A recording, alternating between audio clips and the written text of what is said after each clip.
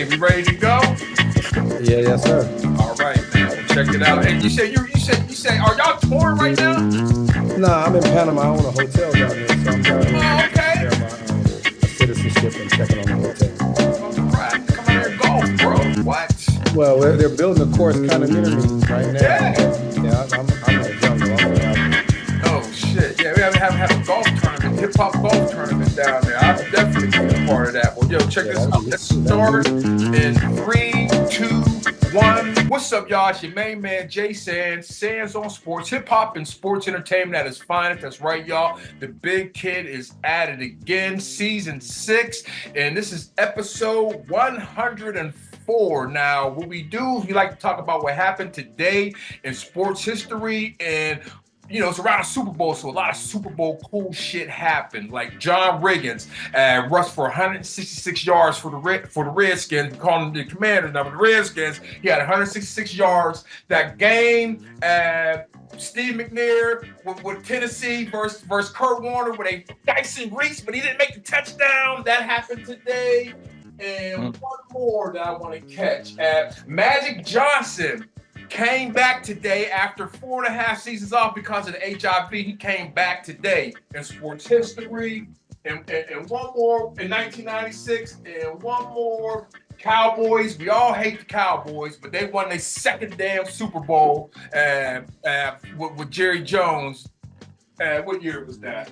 1994 against the Steelers. God damn it, man. Let's move on, man. Yo, so anyway, this is brought to you today by Chick-fil-A and dads who drive daughters, because that's what I was doing. I had to pick my daughter from dance class, take her to Chick-fil-A, rushing around, you know what I mean? But we made it here now. The cipher is complete. I have my cousin. He's back this week. Tahir Jahi. How you doing, Tahir? Fantastic, brother. Fantastic. How are you?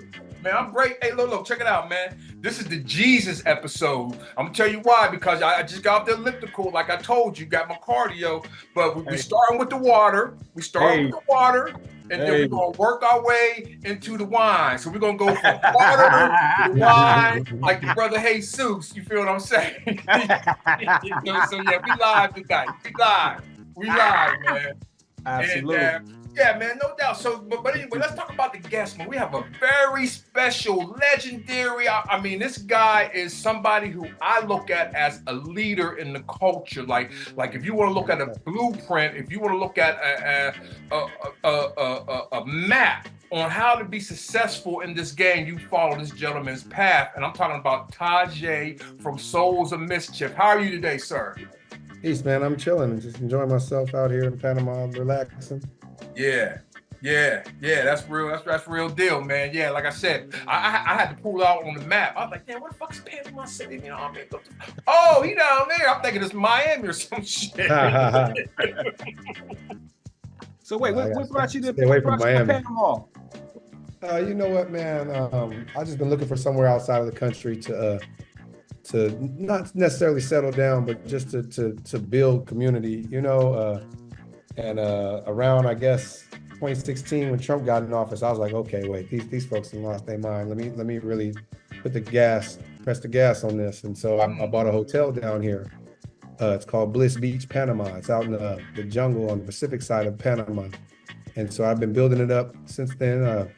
Got a recording studio there, venue, restaurant, bar, pool, on beach, horses, all that, man. So I'm just trying to build it up, make it a spot. So, I mean, hopefully we do some dope festivals down there, and we can get MCs, singers, musicians, artisans to come out there and record their projects and get out of the hustle and bustle of the States. And again, ladies and gentlemen, this is the type of leadership that we need to hear about in the culture of hip hop, man. That's so amazing and stunning to hear you say that, man. I wasn't expecting. I thought you was on tour. I wasn't expecting to hear all this, man. So it was we go out next time we go out is in April with Cypress, us Cypress and Farside. That starts in April. That's gonna be bananas, man. So yo, check it out. This is Sands on Sports. So I just want to start off asking if you could give a brief bio about yourself, maybe 20 seconds, just 15, 20 seconds about yourself. Oh man, well, I grew up in East Oakland, California. I went to Stanford for undergrad and Cal for grad school. So and I'm from Oakland, so my sports affinity is pretty tough, right? It's hard being a Stanford fan in college football, Yeah. uh, and it's hard being a A's, Raiders, or Warriors fan. Well, it had been for about 40 years, most of my life. The last time the Warriors won before their recent championship runs was the year I was born. So being a Warriors fan was tough. The A's, we had Billy Ball, we had a couple of championships. The Bridge series where we had the earthquake. Oh, Being a Raiders no, fan not was Billy tough. Martin, Billy the GM. Yeah, Billy Ball. Y'all grew up on Billy Brad Ball. Pitt played him in the movie. Yeah, and but y'all did have Billy Martin as a manager back in the day. Am I correct? Yeah, exactly. And then Ricky Henderson, all that. Ooh. And being a Raiders fan is tough, and I'm a man without a team right now. They left and went to LA, and I was stuck with them, and then they came back. We happy, and then they dipped on us again. So I don't have no football team right now, and Warriors went to San Francisco, and the A's about to leave. So my sports. I'm over 5. Yeah, because I was going to run down. I was going to run down a team, but you kind of explained it, and this is what I want to ask: is it that divided? Like, yo, I'm an Oakland fan. I'm not a San Francisco. So you're not happy the Niners is going to go to the Super Bowl? Yeah. Can you be a Jets and a Giants fan, or a Mets and a some of them grimy New York niggas are. Yeah, that's grimy, right? Yeah. So I can't. It's hard, man. Of course, they play in the Chiefs. So I got to support the Niners, but it's only because they play in the Chiefs. I can't front, and that has nothing to do with the cities. The cities, we love each other. It's that. But imagine, I grew up in the 80s, man. The Niners was killing everybody. Yeah. So, and we with the little Raiders, so we was getting smashed all the time. So the hatred that developed is, for good reason. Montana and Steve Young was killing everybody. I can imagine, I can empathize with anybody who hates the Niners, So it's not, of course, I'm gonna support the Bay, fiscally, and in spirit and everything. But being a Raiders and a Niners fan, like, can you really be trusted? Hell nah. Hey, look, I just don't want the Niners to get seven Super Bowls. I don't want them to get 6 Super Bowls because I find privilege in saying the Steelers have 6 Super Bowls. The Niners get 6. Fuck that. Still, our manager Domino, he's from San Francisco, but he's been a Steelers fan his whole life because he grew up, when the Steelers were dominant, right? A little older than him. And so, it's tough because that's his city. It's supposed to be made love and everything, but yeah, you're gonna try to take his team's record. That's tough, man. But they play in the Chiefs, and, Raiders Chiefs. That's always been, So that's a little AFC West. Niner gang wins from that perspective. Yeah. No Even doubt. though, shout out Patrick Mahomes, man. That guy is incredible, bro. He's like Steph, but on the football field. Yeah. He does add Jordan shit. He finds a way to figure it out. How Mike used to do it. What sport did you play growing up in Oakland? I played football and I ran track, and I was not good at either of those. Oh shit! You weren't good at any of them? Nah, man. I after about 10th grade, I was like, you know what? Let me hit these books real hard. So I got academic scholarships to college and everything, but at a certain point, it's like, this pen game gonna take me further than this in this run game. Hey, what? You gotta respect people that's honest with themselves early on, because a lot of us either recreate our high school days with social media, or they're like, I can do this. I can still get out there and play. It's good that you caught on early on, and here you are. I was also small, man. I was 5'2" in 9th grade, so I'm 6'3" now, but I didn't grow till probably undergrad, really. I probably graduated at like 5'10" and then grew some more in college. So, I never was a big guy. So football, I played tight end first when I played like Pop Warner, and then I played corner and wide receiver. But really, I kept the bench. I held the bench down. Yeah. That was all me. Yeah. I had great relationships with the cheerleaders because we was all in the same place talking the whole time. It was a good ride. I got to wear the jersey on game days and everything. But that was about it, man. I was what they call a 4-down player. It used to be this rule where everybody had to play 4 downs to make it fair.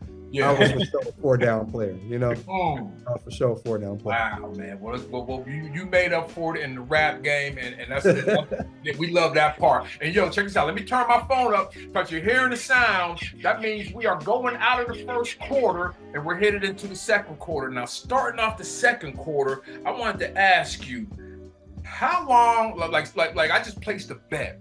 How long do you wait to collect the bet? Like you say, and this is just $250. So how long do you wait to collect your bet if you win? I mean, I'd give it, 24 to 48 hours. Like, the remorse is going to turn into resentment after that, as far as the person who lost, So let them be sad for a second. You don't want to get on their helmet too hard unless y'all got that kind of relationship. But after that, it's like, I'm outside.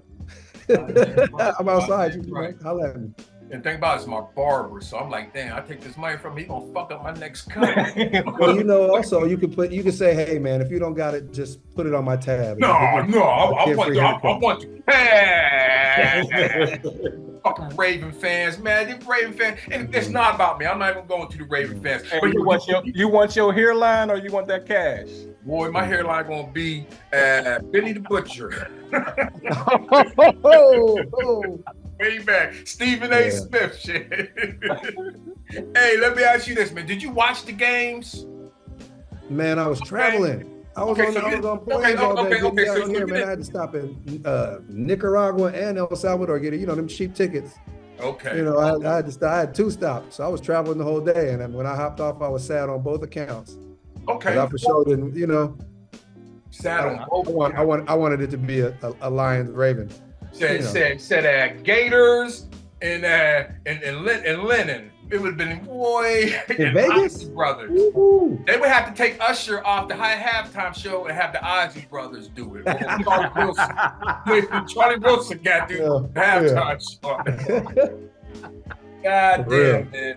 God. So fellas, there's only 2 weeks away, and I doubt we get another show win. So who you got? I'm going with Mahomes. I want Mahomes to surpass Brady. I like Brady a little bit, but I want Mahomes to surpass him.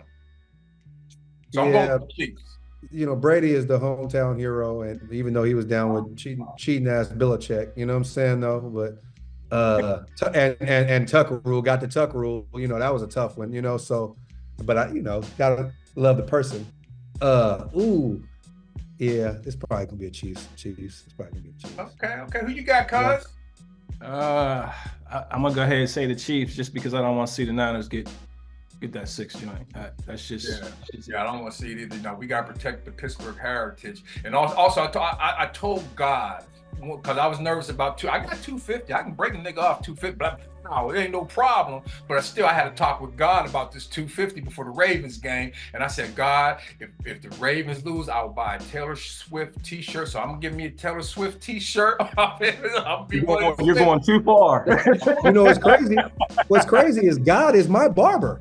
That's what you know. He already got me peeled back, so I don't bet with dude. I don't bet with because it seems like I'm lose every time. Yeah, I'm not a big bettor either, but it was just that we was in the barbershop and they was just talking hot about the Steelers. And I'm just like, y'all ain't gonna win it either. But again, it's not about me. And before we got the first quarter, I just want to bring it up because this is important. A lot of black coaches got hired.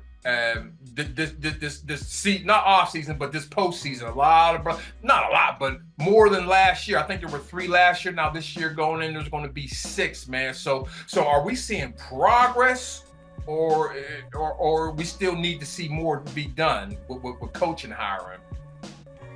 This is tough because that representation matters stuff. I'm not super down with. A lot of times it's progress for one person or at the expense of the collective. But when you talk about people who know the game and people who play the game, and we have a large excess of them in our community, it would seem that you would hire who's best. And I think we've been kept out of that position because they holding on to it tight. The QB position and the coach position. Yeah. For all the real tropes they want to play us, say you guys aren't thinkers, you guys aren't strategic. It's all natural ability. It's never us being calculating. But I think they're realizing that if you want to win games, you got to have somebody who knows the game. And people who played the game and people who studied the game come in all colors. but oftentimes come in brown, you know. And so I hope that progress is made and the doors are open even more, and so that it won't be a big deal. But you know, it's hard. We're dealing with a group of people who feel like when they don't have something, they're not on. They have a hierarchy in their mind, right? So when equality happens, then they feel like they're losing something. So there's going to be a lot of pushback, you know. I mean, and also we got to look at it as brothers. Look, we've gotten used to seeing ourselves, as far as sports, dominate everything, right? Everything. Now, every single other aspect in our existence in America, we don't see that, right? It's others dominating those things, right? Yeah. They're not used to seeing that. And so for them to sit and watch these games and love these teams and be invested and not see themselves out there, that's tough on a group who wants to see themselves in charge of everything. So it's going to be resistance. But I feel like, yeah, the more Black folks coaching, yes, it is progress to an extent. And I just hope that you know, that progress extends beyond just the scope of sports. And I want to see us in charge of everything we participate in. Yeah. Like my man Cap D. Like my man Cap D. Right. Oh yeah. No doubt. And because it's proven that Black coaches win. Like players play for Black coaches. So the owners know that, hey, if I hire a Black coach, it might help my team out, but they still don't do it. And so they cut off their nose to spite their face, basically. And that's how powerful racism or white supremacy is in the society. You know, like, man, I don't care if it helps me. I don't want no Black people involved with it, you know? If you look at the history of racism here, it is story after story of the cut off the nose to spite the face thing. And it is really actually harming their community. I wouldn't say as much as ours, but it's harming their community too. I mean, when you talk about public goods such as you know, parks, pools, healthcare, you know, set asides for jobs and all these things, they be like, oh, they gonna get some? Oh, nah, yeah. Cut everything, you know, and slash and burn. Yeah, and it's that. I mean, that's we got a lot to address with that, but hopefully sports will be an entree to that conversation. But you know, we talking about in every other aspect in life. You know, we're looking at the Senate, you know, the office of the president, CEOs, every other aspect. They're overrepresented, even with respect to their percentage in the population, right? So even though they're, you know, 60-something, 70 maybe percent, they're 94% everything else. So it's like, hold on, let's make everything equitable if we can. And then now, you know, the new buzzword is DEI. Before it was affirmative action. Before it was, you know, whatever name. Under the guise of that, they're pushing back. And especially, right, you know, we're in late capitalism right now. Things are falling apart because it's a pyramid scheme, and you know, and it's top heavy, and they're using, you know, this DEI stuff as a reason to blame us, like we're taking all the jobs. No, AI is taking your jobs. Jobs are being exported to other countries. It ain't even immigrants taking your jobs. It's literally they're sending jobs elsewhere, or a computer is handling the stuff. Yeah. And that's really, I think, the issue that we're going to be facing. And as resources are perceived to get scarcer and scarcer, we're going to take the blame, because we always do, right? They always, we last hired, first fired, and we're the cause of every single problem, even stuff we have nothing to do with, unfortunately, in their perspective. So we got to be vigilant, and just, I think the only way for us to work through this is to stick together. Every other group does, we don't. And I think a lot of times, because we're in survival mode, right? Yeah. But I think part of our survival, it's necessary that we start building together, building institutions, building, you know, food co-ops, housing co-ops, things of this nature, or else we're going to fall very far by the wayside, because the resources are getting scarcer and scarcer. As far the distribution of the resources, there's more than enough stuff for everybody. You know, when we grew up, we got one pair of shoes, beginning of the school year, one pair of shoes for Christmas. And we was good till summer. We cut our jeans off during the summer. We was out playing football and cut off jeans, etc. We got one jacket. Now all of us, we got 10 jackets, 20 pairs of shoes, iPhone. All our kids got iPhones. So obviously, it's more than enough stuff out here. It's just a matter of distributing it equitably, and that's what we got to work on. Yeah, as a society, man. That was well spoken, brother. That was dope, man. You got anything to add on, cuz? It's kind of hard to follow that up, but goddamn right. Well, what you talking about? Goddamn, we're gonna go into halftime. Wait, hold on. Let me say this. Raheem Morris was hired over Bill Belichick. So that's a great, maybe that's a point that there's a pivot. He's in Atlanta? Huh? They hired him in Atlanta? Yeah. Oh, wow. Yeah. And the other fact, since you brought up companies and, and how these jobs are being shipped offshores or AI, PayPal just got rid of 2,500 employees today. So we're watching in real time, a shift. And if we as Black Americans, just Black people, period, pick up the tools that are available to us to create leverage, we'll see that change that we want to see. So and the tools are available. If you can tweet, or if you can put a post up on Insta, or you can put your pictures up on OnlyFans, then you can go to MIT on your telephone, because it's all available. So that's I think the great equalizer, is that this information is available to everybody. And before, it was behind a paywall called tuition or called grandfather clause or whatever. Now, and even in the early parts of cell phones, like if you had a Metro, you couldn't do the stuff that somebody would say it's a BlackBerry or iPhone had. Now, all the phones are smart. So there's no reason why we can't be spending our time increasing our skill set and leveraging whatever we can to have a better future. Are the smartphones making us dumb? Because, man, I be seeing these videos, kids look at the watch, they don't know if the hands, if it's not dirty, they don't know how to write in cursive. Man, man, are we getting dumber, though, with the technology? Smartphones dumb people. Smartphones dumb people. Yeah. And also, what's crazy is the inability to read cursive means a lot of the source documents that a lot of the important information comes from are not going to be legible. They're going to be translated to us the same way they used to translate the Bible, instead of having people be literate and tell you, hey, God said this, so you need to give me this kind of bread. So we need to watch out for all that. But these are all things that we could be teaching in our households too. Like we got to, look at our part. And as the brother said before, like, leverage, right?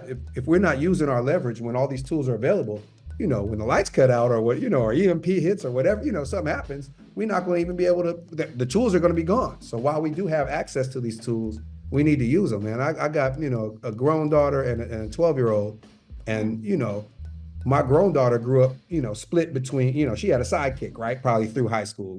I didn't get an iPhone, or this iPhone didn't come out till I was in my 30s.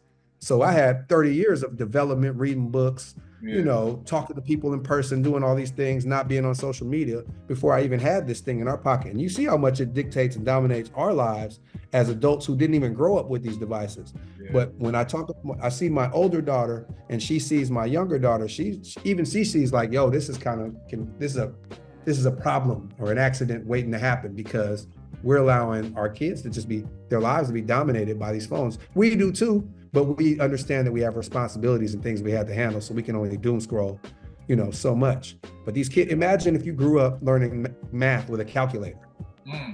You wouldn't really know math. You know how to press the plus sign and 2 to get 4, and you'd remember that 2 + 2 is 4, but you wouldn't understand, hey, you take these 2 apples and you put like all the stuff that we learned. And that's how they're learning how to be like humans, like interact, talk. It's dictating their what they like, what they don't like, what they want to be, etc. And you look at I'm going to go off on a rant, but you look at like a TikTok or something like that. It's just commercials. Mm-hmm. So they're not on-demand TV. They don't watch these commercials anymore. We used to hate commercials. Look, I'm gonna go get something to drink. I'm gonna do something, whatever. Get a TikTok or Insta, all this, it's people advertising things, and it's made to seem like it's not that insidious. Like, it's just, no, I just like this Stanley Cup, or, oh, you know what, I really like this product that you can click through my bio to get. But they're just sitting watching commercials all day long for hours and hours. I looked at my daughter's screen time, just, and this is just fresh in my mind because it maybe last week, it was like 7 hours. And I was like, baby, that's a job. That's a job with a lunch break. Mm-hmm. And you're not getting paid for none of it. So I really had to restrict the phone, and unfortunately her schoolwork is on this tablet as well, right? Because they integrate it and she's going to a great school, but the tablet's part of it. Yeah. And even then, we should be getting ready in the morning. I'll knock on the door, just 1 second, I'll open the door. She's sitting there on the tablet, fully dressed. And we about to be late. So I'm like, it's they got some good dope inside of the little machine, man. We got to watch out. I'm The good scared stuff to is get my in there. daughter's phone. I'm scared. I might turn the public enemy #1 if I touch that phone, man. I let my wife hold it down. I'm scared to touch it. I'm Yeah, scared. the phone is dangerous, man. I mean, I tell people, hey, let me find that. Let me Yeah, find that for you. Okay, here it is. Okay, look at it. No, don't touch the phone. Just yeah, look at it. yeah. Your hand might catch something. Fucking right, man. Fucking right, man. That shit's crazy. Well, yo, we're gonna bounce into halftime real quick with a real quick NBA, man. I told myself I was gonna watch more NBA so I could know more NBA, and I haven't been watching more NBA, so I don't know more NBA. I just know I saw LeBron the other day. AD been balling, and that's about it. And B probably win the MVP, man. That's all I got for the NBA. Young boys are killing it, and I still don't know their damn names. Cuz you've been watching the game. No. Okay. Nobody watch. You've been watching NBA at Tajai. You've been watching some NBA games. I went to the Lakers Clippers last week. Damn. I mean, we just Bron didn't play though. Okay. I couldn't believe we got George, Kawhi, what's the brother's name with the big beard? Harden. Harden. And another cat, Zero. At Westbrook. On the same team. Like that is like an Olympic level team. I just don't understand. I mean, that it kind of lets you know how good all these teams are, that they're not just dominating, like bullying everybody like the Monstars or something. But I just couldn't believe I could watch all four of them ball on the same team at the same time. I'm like, that super team thing is real, huh?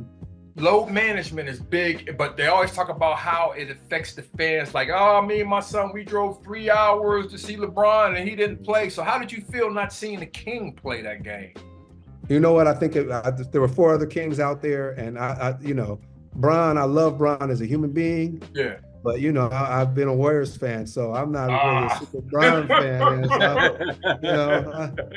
It's good. It's beautiful to watch him work. I've seen him live before too, and we have pretty good seats, man. We had a box, but mainly we were talking to some agent about, some music industry stuff. But I think in times like these, just seeing, and this was in LA, right? So it was Lakers Clippers in their stadium, just seeing everybody having hometown heroes, and especially the 4 cats from LA playing for the Clippers, and the Lakers fans being like, it's beautiful that something can still bring people together like that and give people hope. People talk about sports as like a whack diversion and all that kind of stuff, and I get that too, but we also do need some things to really look forward to. Like you said, you bring your nephew who's, you saved up for these tickets, you brought him and everything. I mean, the fact that there's something that you care about and the kids can care about that much was great. So every play, because it's Lakers versus Clippers, every play the fans are going crazy, right? Because it's their championship team that they have, or their team they love, versus the other, the Clippers fans are kind of scrappy and local, but then we got all these LA cats playing on the Clippers team too, so it's a connection that they feel too. So it was really dope to watch. I haven't been to an NBA game in a while, but hopefully soon. Shout out to my cousin Ashley Battle that works for the Celtics, who ain't invited me up to the Celtics game, but maybe I'll be up there sometime. So yo, man, we're gonna go into third quarter, and I wanted to ask you, what was the 93 days like, man? Because y'all had 93 to infinity, and y'all did 93 tour dates, man. So what the hell was that like, bro? We actually ended up doing 125, man. So we kept it pushing. We added an extra 30 for the 30 years. Okay, got you.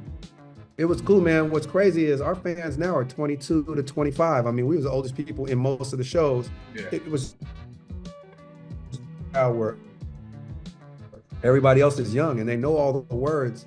So we can talk what we want to about streaming, but I know they don't know the words from hearing us on the radio. I'm not talking about just the 93 song. I'm talking about album cuts, deep cuts, B-sides, all that. They know it because they playing the music. So they're playing. I like that aspect, that because now everything is on demand, that people are making their choices. When Viacom bought the jukebox and shut them down, even though it was profitable, you kind of knew that, okay, the fix was in, right? MTV and CBS were kind of trying to control everybody's watching. So now that everybody has a Spotify or Tidal or YouTube, whatever, even though they don't pay well, first of all, the music industry, they never pay well. It's run by gangsters.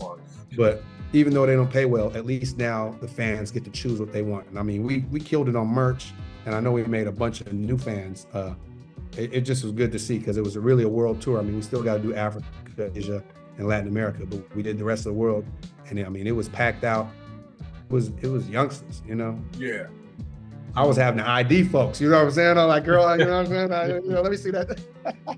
Well, can you do a little name dropping some of the dope people that you bumped into while doing this at 30 year at tour 90 125 shows? Ooh, man. I know you bumped into some of the brothers. Large Professor came through to a few, you know. And even Fatal, who was also on the barbecue, he came through to a few.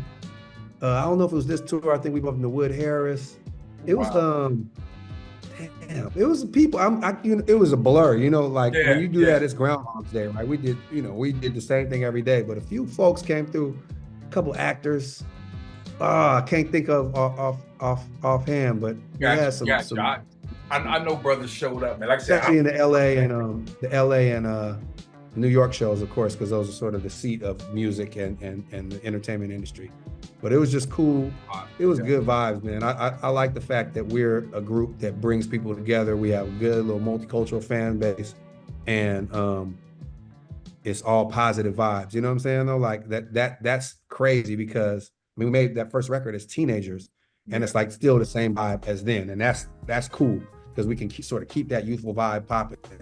And I mean, we fortunately we're so young that we came out. We're still young, so it's not like we weren't bringing the energy or we was, you know, not matching the crowd's energy. It was a great experience. I mean, I'm looking forward to opening for Cypress because normally we always headline our tours. So to get some new fans based on somebody else's fan base is dope. I saw 50 Cent because he just did a long ass tour with Busta Rhymes and he lost a lot of weight. We went from like 250 to 215, 210 or whatever. But of course he said he was on the treadmill. You know, he was working. 50 Cent do 2-a-days. You know what I mean? Didn't do the show. So he's a workout. 50 Cent don't drink or smoke either, man. Exactly. You know, he'll sell you some cognac and he high all the time, but he don't get loaded.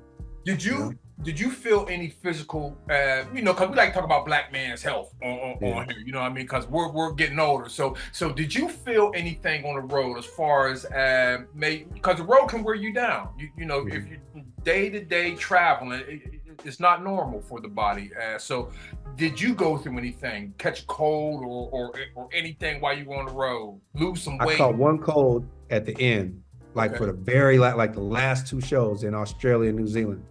And sitting in that tour van every day, it tore my back up. So I would spend my per diem money and just get a little massage every week. Aside from that, you know, I brought my jump rope, you know what I'm saying? I was doing my little bust downs in the room. Okay. And just trying to, you know, keep the blood pumping because really we only working hard for an hour and a half a day. The rest of it is sit around. Yeah. Then I tried to keep my diet on point, man. So, you know, I don't eat pork, but I was sampling a lot. But I was eating well. Okay. So I would say that, and also just to be the best thing is bring a jump rope because you can do that inside the room or outside of the van or whatever, and just get your little 15 minutes of continuous cardio that way, and drink a lot of water. Like I don't drink or smoke, so I wasn't having no hangover issues or any of that kind of stuff. But you know, a couple cats was nursing them, but you know, it's also a tour. You got to have your fun too, you know. Yeah, I shout out to Master Ace and Marco Polo. They just put out an album, and Strickland had a verse where he was talking about how he got real sick overseas. That's one of my worst nightmares, to be on the road and get very sick. You got to go to one of those hospitals out the country. They got better healthcare than us. It's free, yeah. Your real nightmare need to be getting sick in America. Yeah, I didn't have a homie break his arm. It was $10 to fix the arm in Germany.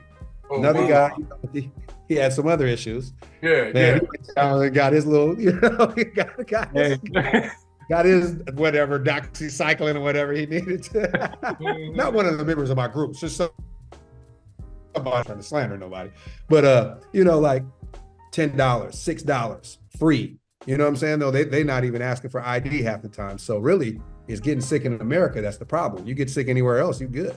Yeah, real talk. Yeah, I used to go to Germany, and the kids used to be like, "Yeah, I go to college for free. Oh, I get medical for free. Go to Canada. Oh yeah, I go to college for free." Yeah. I'm like, yeah. I mean, it's wild, and I think the lifestyle that we enjoy because of the power of the petrodollar is the sacrifice that we're making as far as spending all our money on military and all that kind of stuff. But at this point, I think the sacrifices might not be worth it, man. Our health stats are terrible, and the dollar ain't doing too well either. So we need to figure that out, man, and put candidates in office that are going to get us at least health care and some subsidized housing, and better meals for the kids in schools, and maybe some subsidized school. I think what the president did, regardless of how much of a fuckboy he is on a lot of the other topics, like that student relief, that's life-changing, man, because a lot of people are making their life decisions based on this debt. So it's this thing that's looming. So they're not even doing what their calling is because they got to do what's necessary to get their paper. So hopefully people won't be leaving our education system burdened with hundreds of thousands, 500,000, 800,000 in debt. And those people will pay it forward by being the best they can be and doing something that actually benefits society rather than doing what they have to do to pay that debt off. So Generation Z, I think they're the generation that is calling college a scam, where they're not the generation that's not going to college. They're saying, I don't want that debt, so I'm going to start working after high school, or I'm going to go to trade school after high school, but I'm not going to take this big ass loan and then be in debt and get a degree that I can't get a job with. You know what I mean? So I think that people are still going to college. I put the word is though, getting you a degree that you can't get a job with. I think any education is good. We definitely need to be in the trades. I mean, we were always well represented in the trades, and for some reason we decided we wanted to, be white collar for some reason, right? But any education is good. A lot of the education is available for free, or they have like the boot camps and things like that for the tech training and all that. I think that's good, but there is something to be said about a liberal arts education and being, schooled on poetry, schooled on philosophy, that a lot of times the movers and shakers and the people who are driving the car, as far as not fiscally or financially, but as far as the leadership, if you have never read any Homer or Chinua Achebe or any of this sort of vast body of philosophy that we have, or this vast body of political science we have in these things, I mean, really get into it, not do it because it's an easy major, then you're not really going to understand how to drive this huge machine of a society that we have. So I think a good compromise might be that we start teaching a lot of that stuff earlier on in high school where it's free, or we at least stress the importance of educating ourselves about art, about music, about politics in our free time, if we aren't going to go to college for these majors like communications or poli-sci and those things. But I don't want a doctor who learned how to be a doctor on YouTube. You know what I'm saying? I'm an architect. I don't want somebody designing buildings that just kind of, this looks good, so I'm gonna do this. No, I want engineers and all them to still be going to school and going through the rigor of school, because it's necessary in order to produce, high level workers in certain specialized fields. But I understand them saying like, I'm not about to go for no damn, degree in English or degree in that. But we need English professors. We need teachers. We need political scientists. We need all jobs aren't sort of this hard techie stuff, right? So we need that too. It just shouldn't cost so much. Yeah. Like that's the problem. That's the problem is the cost inflation. It ain't the quality of the education.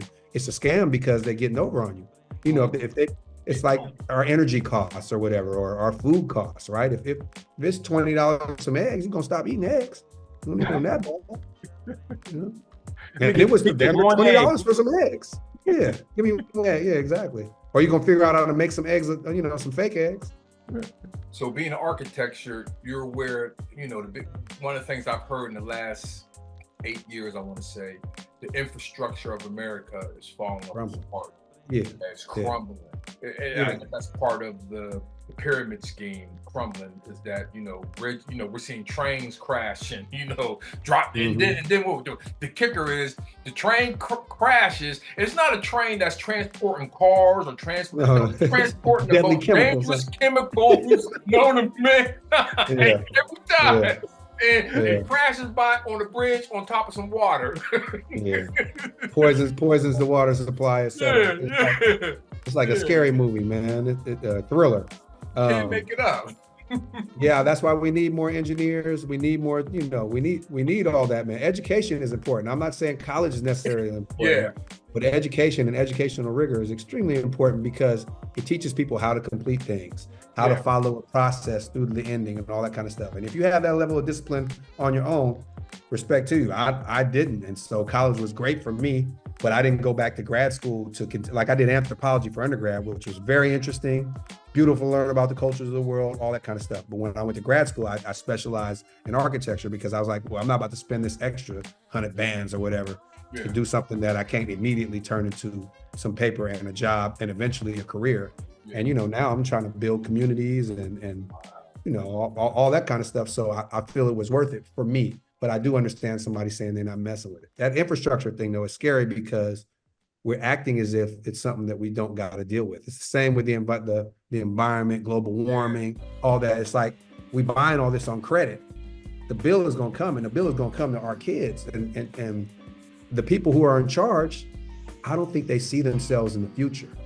They kind of got a nihilist view. Oh, the coloreds are taking everything over. They're damn immigrants. Like, hold on, everybody's an immigrant. You know what I'm saying? Well, not us, because we was brought here. But I'm saying, at some point, every other group is an immigrant. But I don't really think they see themselves in the future. You see how they're complaining about multiracial couples in the Raisin Bran commercial, and look at all these Mahomes type guys and all that kind of stuff. Like, they really have this sort of genetic extinction fear and great replacement theory fear.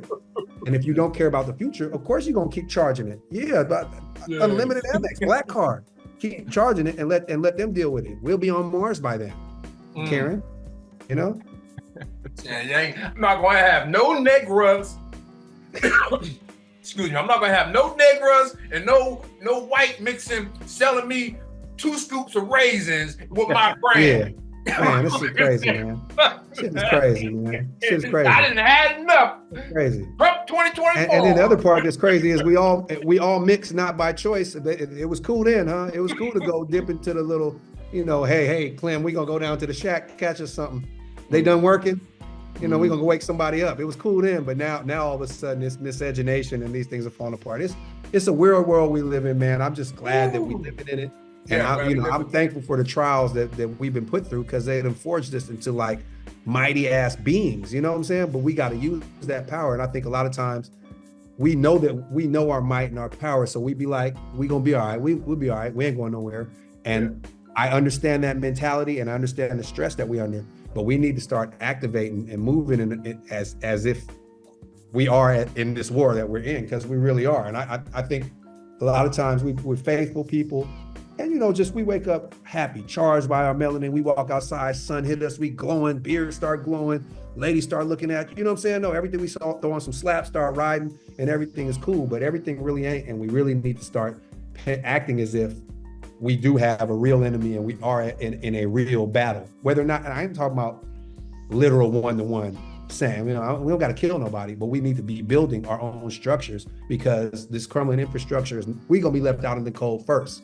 We know this every time. We know it with Flint water. We know when Detroit fell apart. We see it right now with Oakland and San Francisco falling apart. We know we gonna bear the brunt first because we're highly represented in the lower class, right? Right. We aren't the majority of the lower class. The majority of the poor people are white, period, right? In America, probably worldwide. The majority of poor people, but unfortunately, because of racism and et cetera, and our history here, we're within our own group, we have a large percentage of representation in the lower class, which means we have the least amount of power and least ability to take care of ourselves. So we got to start thinking about urban farming. We got to start thinking of I'm trying to send a few cats through engineering school and medical school and all these things. We need medics, we need engineers, we need designers, we need cooks, we need all that. I mean, my current projects right now, I'm trying to build a community down here. I'm trying to build a commercial kitchen and some housing in the town. You know what I'm saying? I'm building recording studios, but also I'm really trying to concentrate on this housing thing because I think it's going to be a crisis that explodes because these corporations are taking over the housing. And if we weren't discriminated against, it'd be different. But we get discriminated against even when we got paper. They spray paint LeBron's garage. You know what I'm saying? They put nigga on his garage, and this man's a billionaire. So we out in the cold if something bad happens. So we need to really start operating like, hey, the worst may happen, and let's have these skills in place and what'd you say, leverage our abilities while we have the access. I mean, if we can sit here in 2 different countries, you know what I'm saying though, and have this conversation, I'm talking we thousands of miles apart, and have this conversation and build like that, we should be able to use this technology to talk to our folks in South America, Africa, et cetera, get the line on the mangoes, get the line on the cobalt, get the line on the diamonds, whatever, and boop, boop, boop, boop, and hook it all up. Because when it comes down to it, we are concentrated in the places with the most resources and most power. We got African Americans, and we here where all the paper's at and all the industry is at. And then we got continental Africans and diaspora Africans they where all the raw materials are.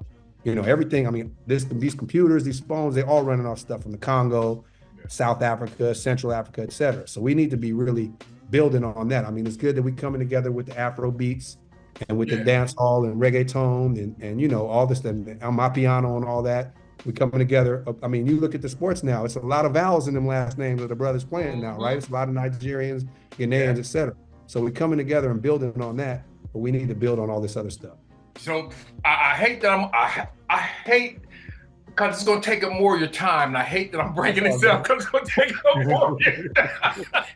But goddamn, man, what's up with the FBA? This ain't man, but what's up with the FBAs? Because they don't mess with Africans or anybody who ain't foundational Black Americans. I think that FBA and that ADOS is COINTELPRO. Yeah. 2024. What the fuck anybody hating on anybody Black that's doing right and trying to build and be better. And I mean, I understand the underlying feelings. Okay, you called me super Black. You called us African booty scratchers. You called me an N-word. You called me an ex-slave, etc. I get that. That's little kid shit.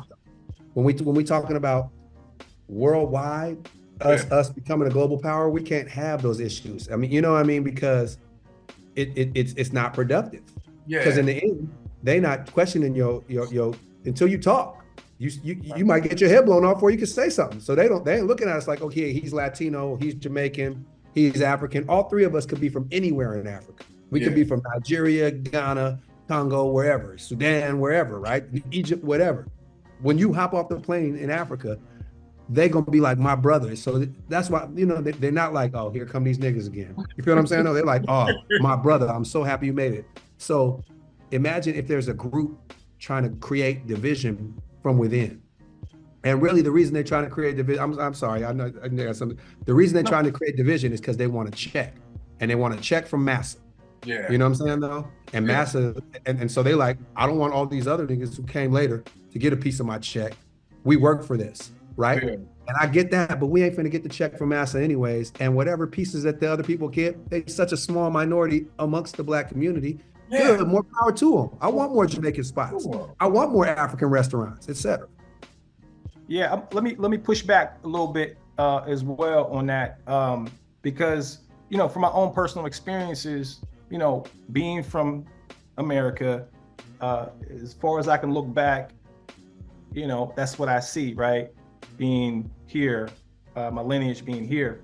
I think the problem is, and I'll speak from my own experiences, is you have people, it's not necessarily people on the continent or people that are on their island. It's more about when people come here, right? And they come with that European influenced vibration, mentality, all that. Yeah, whether they're told to not deal with the Akata or whatever it is. It's we bad, we'll rob you, we'll steal, don't let us in our house, we lazy, all those but like, we know, but you said where it comes from, right? It's not their natural concept. And we were also told those things about them too, right? Yeah. This is true. But I think it's important that we clean that up. So how do we, I guess the question is, how do we clean that up? I think it's through dialogue. It can't be through calling names and saying you tether, you Akata, whatever. The other thing I have to say is that, like, I think that Black or African American or whatever you want to call us, we have a distinct, vibrant, important culture. And I know this because I travel the whole world and everybody on earth is emulating us. So everybody, without question. You go to Japan, they getting afros. You go to Africa, they asking me about Tupac. You know what I'm saying? Or you go to South America, they like, my nigga. You know what I'm saying? No, not that that's the most positive thing, but I'm saying, so I'm not trying to wipe away our culture or say that our cultural distinction isn't important, right? And that's kind of what we get Black or African American from, right? Is that we are a group of people who were brought from somewhere, brought here, and then in the last 400 years have made it to space and the president and all this kind of stuff. So, created all these things, not just these musical things too. I'm talking about cell phone, you know what I mean? Putting folks on the moon, not just rap music and being fly. That too, though. That too, because that's culture, right? Art is culture, fashion is culture, food is culture. But even when you look at the food, right, the yams and the greens, that's all West African, right?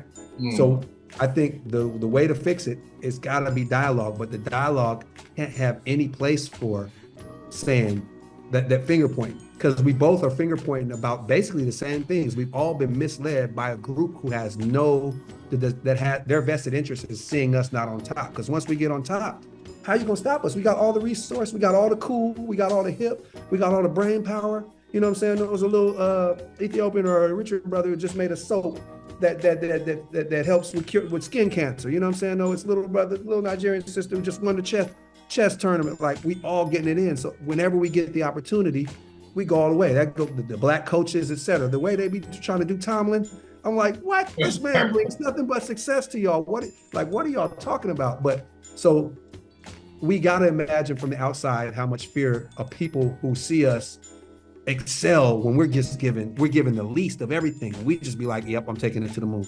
And really be going to the moon though. Like, yeah, I'm a human computer. I'm gonna help you get to the moon. I'm gonna be president.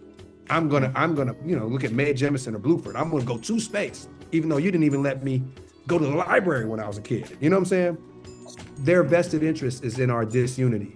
So to get back to your question, we have to make sure that there's no place for all that. There's all that bad blood. All that bad blood is coming from a colonial European mentality or a colonial American mentality, white American mentality.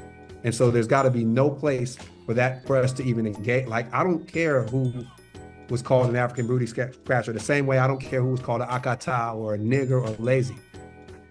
We're Black men, right? We know we have to work 10 times as hard to get 1/10 of what's given out. I don't know. I know lazy niggas, but I don't know no lazy niggas. You feel what I'm saying? No, like, we working our asses off just to be able to have things, just to be able to have the minimum. We get paid the least out of everybody. And then I know that people come with these attitudes, like, my sister's married a Nigerian brother, and they're hella cool. It ain't them, but I've seen some of their folks come with these little weird ass, funky ass attitudes, and I'm like, you wouldn't be here if we hadn't made it great for you. Yeah. So where's the attitude coming from? Say thank you and keep it pushing. You see these universities going to Howard and all, like, we had to integrate all that to make it possible. But we can't, we as Black people, when I say Black people, I mean African Americans or ADOS or FBA or whatever you want to call us. We also gotta toughen up, and I think get our skin a little bit tougher. And part of thickening our skin is knowing our history and all of our contributions to this world. And it's not, it's jazz, R&B, hip hop, soul, jungle, drum and bass, house music, all techno, all that stuff too. But we also got to know, like, stoplight, golf tee, you know what I'm saying, gas mask, all that. So we can say, hey, when you talk this shit about us being lazy and not contributing, we've contributed more than probably any group. And part of the reason is, in recent history, when you start going back and you talk about, the ironwork and knowing how to farm, agriculture, all that, then that's Africa got that locked down. But when we're talking about the recent history, because of our unique experience, we've got to understand and know our unique experience in order to be able to even advocate for ourselves. And I think that'll thicken our skin, because, like, it ain't nobody from no group can make me feel bad about being Black, because I know what we're capable of. And I'm just a rap nigga, you know what I'm saying? I'm just a rapper from East Oakland, you know what I'm saying? No, like, cool, but you're not about to make me feel bad about my people's contributions, because I know I'm from a great people. I also know that those great people are your people too, when we talking about continental Africans, islanders, etc. So if we know our history, we thicken our skin up a little bit, so it don't even matter when ignorant people point their fingers, talk their shit about us. But for us to have these dialogues, we cannot have any space for that name calling and finger pointing, because it's just a downward spiral. It needs to be some real healing and cross-cultural connection. But all that to say, once again, that FBA, ADOS, those movements, Yeah. first of all, get reparations, which I feel are owed. I don't know if they'll ever come, but I feel they're owed, and I get that. But to try to separate based on blood quantity and lineage and all that kind of shit, that ain't cool. But all that said, counterpoint is we need to know our history as a people here. Yeah. You know what I'm saying? We need to know about the Gullah and the Geechee, and you know what I'm saying, and all these different cultures that we have that we created here. Yeah. And we don't. You know, I had a homie, he listens to jazz. His folks was like, oh, you a white boy, you listen to jazz. What kind of, that's insanity. You know what I'm saying? No, that's insanity. Like, wait, hold on. But then you go to a jazz club, you might be the only Black person there besides the instrumentalists. So we have people in our own community who are ignorant about our history. And as a result, we think so lowly of ourselves that we internalize when people talk shit about us. Yeah. You know, we look at Howard, we look at the Black colleges, all those types of things. I do think like a lot of those scholarships are going to continental Africans, islanders, etc. I do think that we need to have a conversation about that and first of all, increase the level of scholarship in our homes. Yeah. But also maybe it's said like, hey, hold on, some of this needs to go to African Americans from here because that's who built it out. But I don't know how to draw that line. So my counterpoint to that is we just got to increase the levels in our homes. Because they coming over here with a different fire, a different hunger. They got that. I'm not going back to that. I got shoes. Yeah. I got my own car. I got my own place. Back home, I'm living da-da-da-dee. Some. Others though, and this is the vast majority, they rich back there. That's how you gonna get to, if you're in a place where the per capita dough is $700 a month and you're trying to buy a $2,000 plane ticket to come over here, you balling already over there. But it's a multi-layered thing. And it's the same with, we talk about set-asides that are supposed to be, as far as affirmative action, it's that are supposed to be bringing parity for African Americans and other groups here. But the majority of people getting all that are the kids of the elites, right? It's not poor kids, from the projects that end up getting to go to Howard a lot of times, or Stanford or Harvard or any of that. It's a guy whose parents went to Harvard anyways. You know what I'm saying? Who from a long line of ballers, who they made their money selling cars or whatever. And now they 2-3 generations deep into this. So there's a lot that we got to handle internally, but it can't be no room for that. Like, I don't care what the European told you. I'm gonna show you what I'm about. And I hope that you don't care what the white man or whoever, told me. I want to find out what you about. And we got to build on that, man. We need unity right now as melanated people, or we're going to be left behind, or we're going to continue to be left behind. I mean, even like, you look at the coverage, there are multiple genocides going on right now. Yeah. We focusing solely on the Palestinian genocide when we got other et cetera, Sudan, et cetera. And I think sometimes maybe because it's black on black, it's more of the same to people, but we need to be focusing on that just as much as the conflict in Palestine. Because when it comes down to it, Israelis is making their money selling diamonds and cobalt and coltan, all that stuff from Congo, where the other genocide has happened. So we got to look at ourselves, where we are in this world. We got to get a little bit thicker skin. We got to understand our greatness and understand our history, which means we got to teach our kids our history after school. Chinese kids go to Chinese school after they get out of school. Yeah. Then they hop on the iPads. They still live a regular life. It ain't just library at the house. But we need to teach our kids our history and build our own school. Like my daughter goes to a school called Ile Day, and it was started 35 years ago by my aunt. And it's an African-centered school. 99% admission rate to private schools for high school. These kids is coming out of there. They got 8th graders taking pre-calculus there at the JCs. They got, they got a jazz band, they got African dance, they got all these things. That doesn't mean that it's just black all day. It's a STEM-based school. So these kids are proficient in math, they're proficient in world studies, they're proficient in bio, all these different things.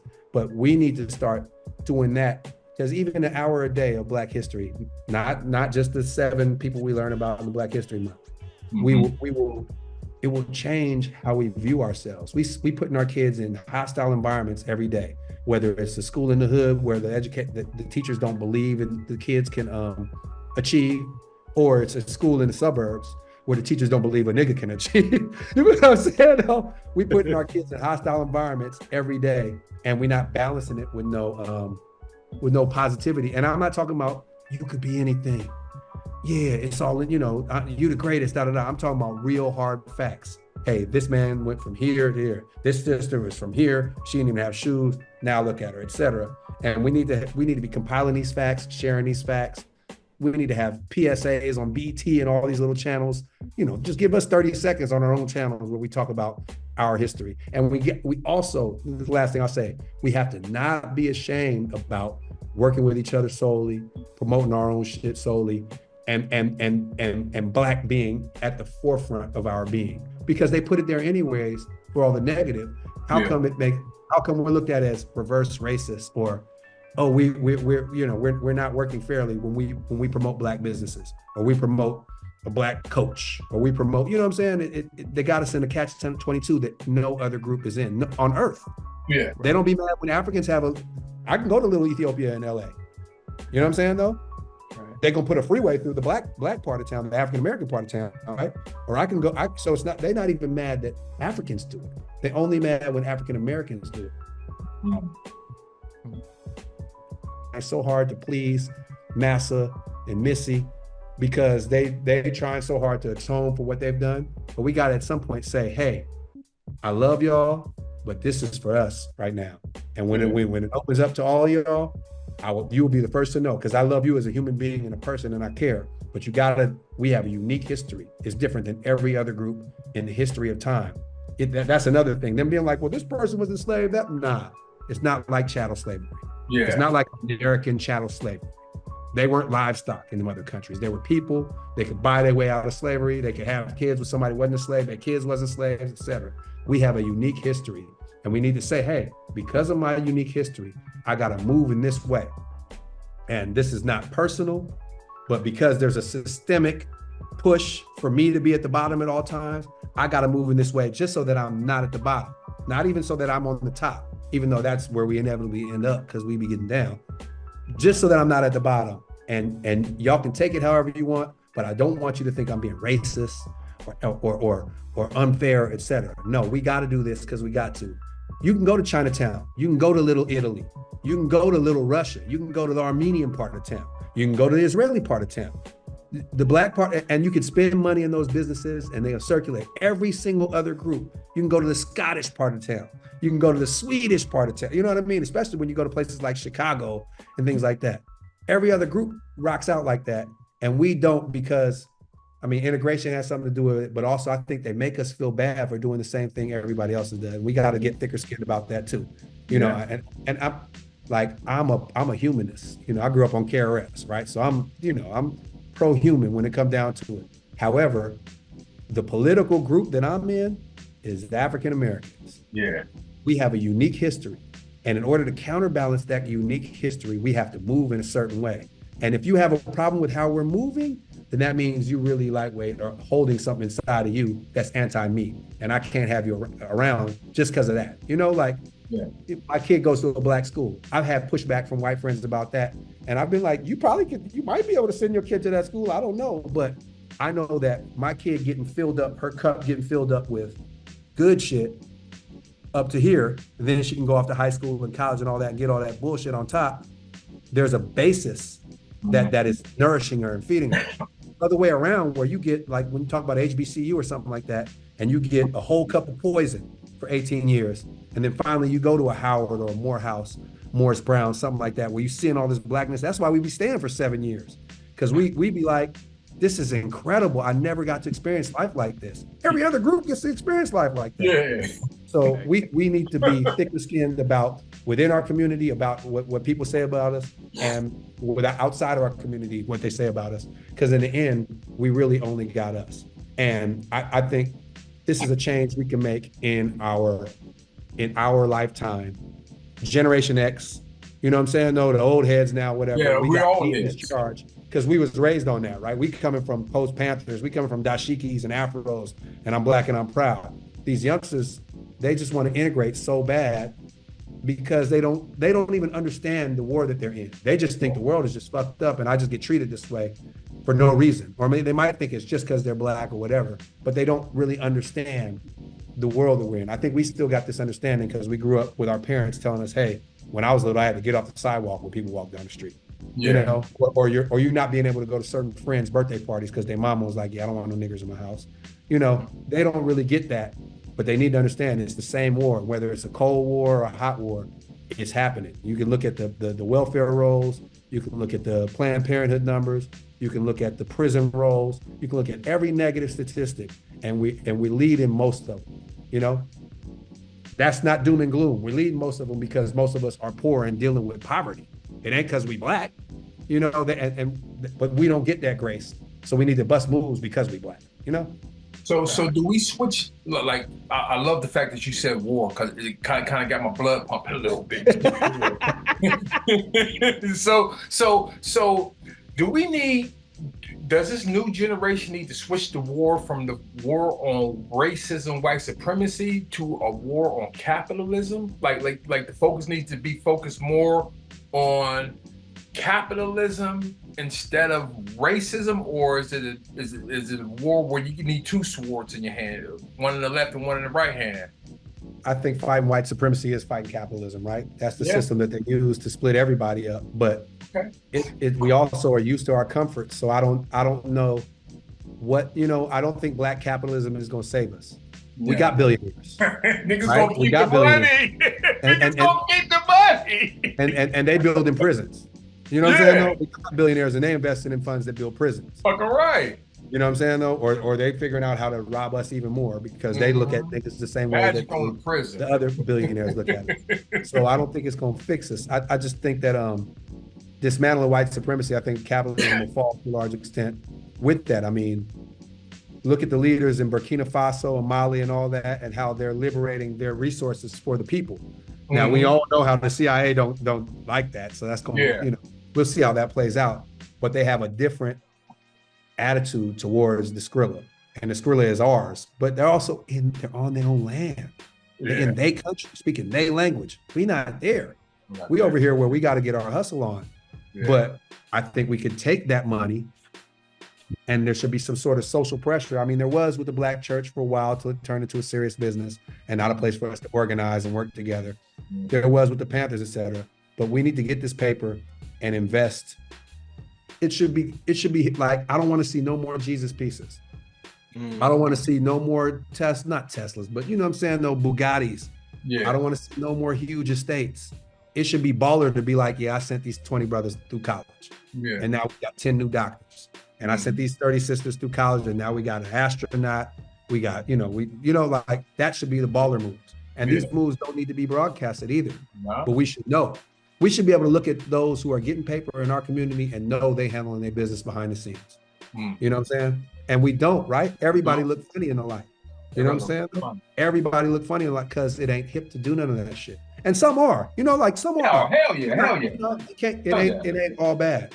But a lot of the donators, the people donating are just regular sort of middle and upper class Black folks that aren't doing it to be for people to know. So back to your original question, I think fighting white supremacy is fighting capitalism because it is their sword, right? It's their sword. It's what pits man against man and makes it so people think that there's this natural scarcity on earth. And so we need to move with a certain level of economy, hold on to certain things and distribute it in a way that it's because there are not enough resources. Man, we burn food. Just in America, we burn food, right? I mean, I'm in Latin America right now. There's so many resources. You can go get a coconut off the tree. You go to Ghana, there's so many mangoes, they on the ground and people are trying to sell them. You know what I'm saying though? So we need to make it hip to be quote unquote socialist or move in a socialist manner. And we need to make it not hip to be a billionaire, trillionaire baller. Nah, I want it to that. If I look at this, like look at the NBA. Here's a way the capitalism both can learn. How come the NBA players don't have a Sally Mae of their own? You see what I'm saying though? They would capitalize, right? Let's say y'all have $10 billion. If you lend in that all on houses, you're gonna double your 10 billion over the next 30 years. Right? Now, if you double your 10 billion over the next 30 years and you take that money and build some schools and give out food or do the stuff LeBron is doing, I'm not mad at you, a billionaire. But you just soaking up the money so people can so your name can have billion after it, or you can be on some fucking list? When you already great, you already an elite human being that could dunk and fly through the air and all that. Like that ain't tight, you know? And it's the same with the rappers and all this kind of stuff, man. I'm about building community. I'm about us. I am a Black futurist. I see us existing as we have since the beginning of time until the end of time. And not just because our melanin protects us from the sun's rays, but because we are a resilient group of human beings and we have so much vast knowledge since we have been here since the beginning of time that there's no reason why we should be being left behind in anything, right? But I don't think we should be running the race of the richest man in the world. Like Mansa Musa, like fuck Mansa Musa. You know, no disrespect to the ancestor, but I'm like, man, this dude had slaves. He had gold. He gave out so much gold that the white folks was like, y'all got gold like that down there? Bet, we coming. And now look where we at. You feel what I'm saying? So I'm not tripping off being just like the baller thing. I don't, you know, like I don't really even put out that I own this hotel or that I do these different things with my paper because I know that I get judged by a different standard. But once I get to a certain level or once I have a conversation like we're having right now, of course I'm gonna bring brothers in and say, hey, this is how you do it. This is where it's happening. I got 10 other opportunities for us to do it this way. It ain't even that much paper. Let's do it. But we need to be having these conversations. This needs to be the content of our conversations. Yeah. That don't mean the game can't be playing in the background. Yeah. You know what I'm saying? So like, don't need diversion. That don't mean Future can't be playing in the background. You know what I'm saying? No, you know, like, okay. I don't know, we shouldn't be doing the lean, but hey, if we want to make a song about lean, whatever, that shit slap, you know, like good. But we need to be having these conversations and building with each other because, and I grew up in a community that was like that. That's why I am how I am. You know, even first time I went to Africa, I was 5. So I hopped on a plane, pilot is Black, stewardess is Black. I hop off the plane, cabbie is Black. We go to a hotel owner is Black. We go stay with a family's Black. They got Black servants. So I'm looking at class versus race and all these different things, right? And this is when I was 5. So there's no point in time in my life when I thought, what will we do without the white man? The planes will fall out the sky. We won't have real food. You know, I mean, I was in Taekwondo classes out there, all kind of stuff. Like they led a lifestyle very similar. I mean, the brother who we stayed with, his family, he was a professor, right? My mother knew him from Stanford. My parents knew him from Stanford. So similar quality of living. In fact, they had servants. They had cooks and cleaners and all that shit. And this is in the 80s. This is 1980. So there's never been a time where I think that we can't or weren't able or any of that kind of stuff. I just think that we don't. You understand what I'm saying? And that's it, right? And all we got to do to not don't is do. And look at hieroglyphics. We a Black-owned business, you know, Domino, you know, resident Latino. With that brother's good. Talk shit. Domino, the Steelers fan. I mean, you know, he's Salvadorian. But I'm saying like Black-owned business. We grew up together since kindergarten. We do business together right now. We own buildings, land together. You know what I'm saying? No, we trying to get out on this next tour and piece up, buy some more shit, take care of our mamas, make sure our mamas, you know, got places where they're taken care of in their retirement and they live a life of ease as they get older and all these things. Like this is what Hyro does together, you know? And we just, one group of, we not getting computer money. You know what I'm saying though? We not getting player money. We just rappers in a world where rap don't even sell like that. You know what I'm saying? As far as what the artist ends up with. So imagine if we were sitting and building, you know, all these different conventions we have every year, the 100 Black Men and, you know, NAACP, all this stuff. We sitting and we are moving as far as in this world of capitalism, putting our bread together, piecing up and building structures that then feed us. So it's like, it's not a pyramid or let's think about it like a pyramid, but there is a fountain at the top of the pyramid, not just a capstone. You know what I'm saying though? But a fountain that continuously feeds everything that's going down. So anytime you walk to the edge of the pyramid and put your cup to it, you can fill your cup up. And so even though you're holding it up from the bottom, you're taken care of down there. You know what I'm saying though? This is kind of the imagery of what I need. So capitalism is a pyramid scheme, but there's a way perhaps within this pyramid scheme that we can create an ever-flowing pyramid. But it's going to take unity and it's going to take for Americans, we balling. I don't think we Black Americans is balling. Y'all, you know what I'm saying? You see all that equipment in the back, you know, I see, you know, we get it. You know what I'm saying though? Even the poor, we don't know real poverty. Some of us do, but we don't really know real poverty, right? Yeah, exactly. We're gonna have to probably tighten our belt and start not sending the money away and giving the money away to Red Cross and these agencies, but purchasing land, building schools. You know, my mom works with a school right now in Ghana. So we adopted a school. We're about to adopt another school. We're gonna keep these things rolling so that this bread we get, because it ain't nothing for us to squeeze a little bit. We just gotta tighten our belt a little. There's a woman in nursing school out there. She was crying because her tuition, right? For the whole nursing school. We asked her how much it was, and it was like 2 bands. I know 10 people with $200. You feel what I'm saying, though? But we got to be able to make that call. Like, look, it's the sister of the nursing school. You know me. I'm not putting this money in my pocket. This ain't no Ponzi or whatever. We trying to put it. What can I get? What you got on her school? And we need to be able to make that call every day. You know what I'm saying, though? And keep pushing people through. And we getting it, man. Like, I know y'all got a lot of kicks. We grown black men in America. I'm assuming it's multiple shoes and multiple hats. So I got, I'm on vacation, got 3 kicks in the hotel room. You know what I'm saying? Like, what I need kicks for? I'm in the jungle. You know what I'm saying? No, so it's multiple kicks, multiple hats, multiple jerseys. You feel what I'm saying? No, and these ain't cheap hats. It's embroidery. It's badges on that shit. They official. You feel what I'm saying?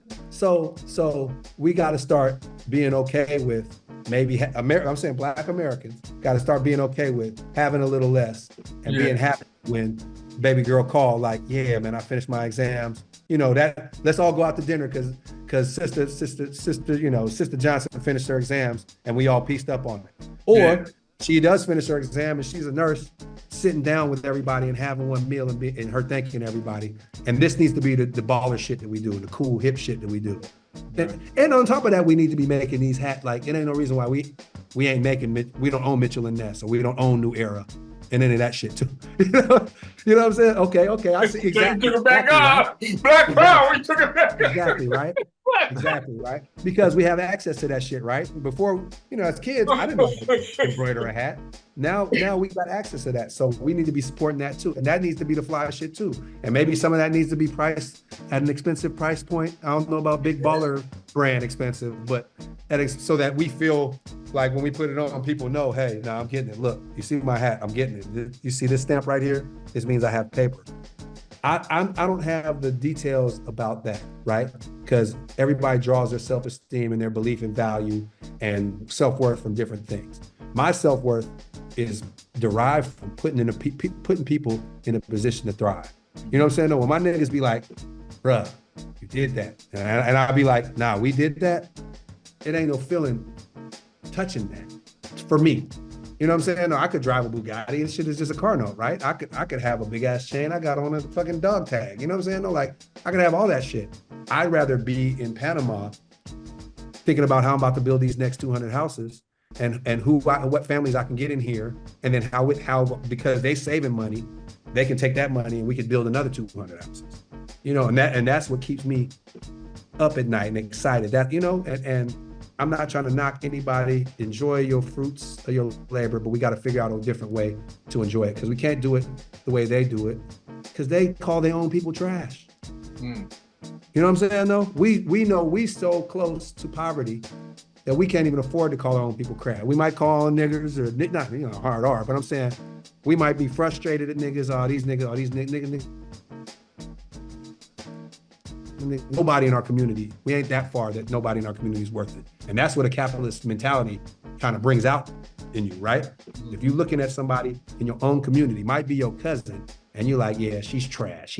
Like, even the fact that we're using that adjective to describe people, maybe not as a socioeconomic adjective, but as a word, like, oh, he's trash. I'm talking, trash and your hoop abilities. Yeah, okay, this nigga's trash. Yeah. I get that. I'm talking about when we calling a person trash, like we never did that. You know what I'm saying though? There's no group in our, we all know, we all got a cousin in the pen. We might have a dad in the pen. You know what I'm saying? So we're not so far removed from the negative elements in our society that we're going to say that they should be discarded, burned, destroyed, forgotten, etc. We can't use their example, or people who call their own people trash, as an example for how we're going to move in the world, because our experience dictates it's got to be different. And somewhere between 1960 and 1990 something, we forgot that shit. Like, the world we live in now is a flip side from the world I grew up in. You know, I grew and it's. I know I'm talking about y'all ear. No, Listen, man, come on, man, we good. I work for a black firm. I work for a black firm, right? Got an architect from Jamaica and a brother who's Jamaican but grew up in England. The brother who's Jamaican grew up in England got a world license, so we can build anywhere in the world. Okay. Brother who grew up in Jamaica got a U.S. license, build and design anywhere in the U.S. You know what I'm saying though? Wow. We hire black workers.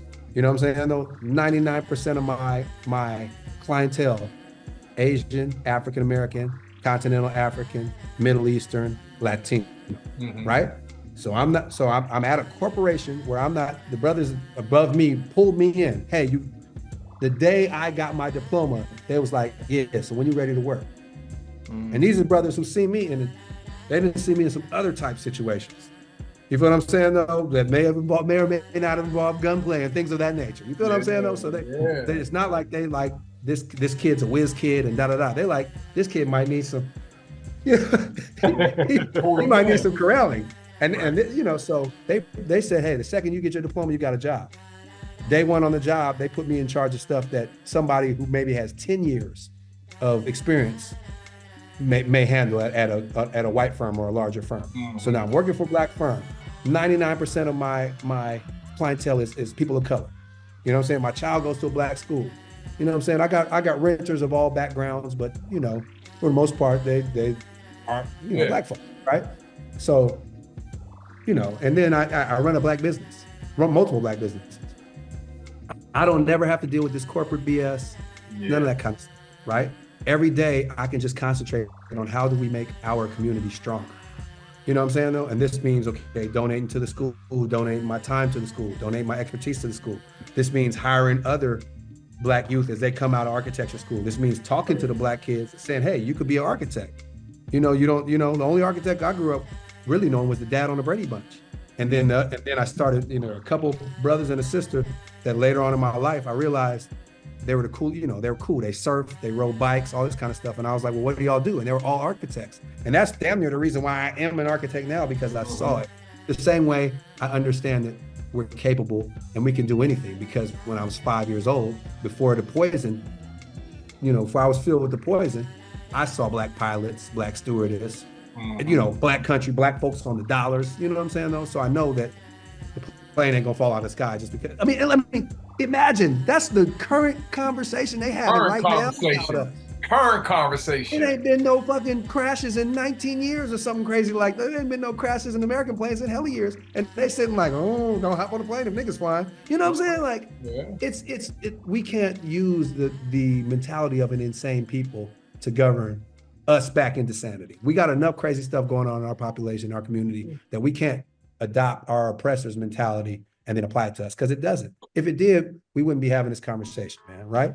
We're all relatively sane. We dealing with whatever we're dealing with, but we okay and healthy enough and have a presence of mind enough to be able to carry on an intelligent conversation that's prefaced on sports. It's something that's fun and a diversion, and can then segue into deeper things. Like that's success. These are 3 success stories we have. And then we talk about, you know, your black-owned businesses, and, you know, we supporting and wearing them. I mean, even us talking, it's 3 black businesses coming together to have a combo.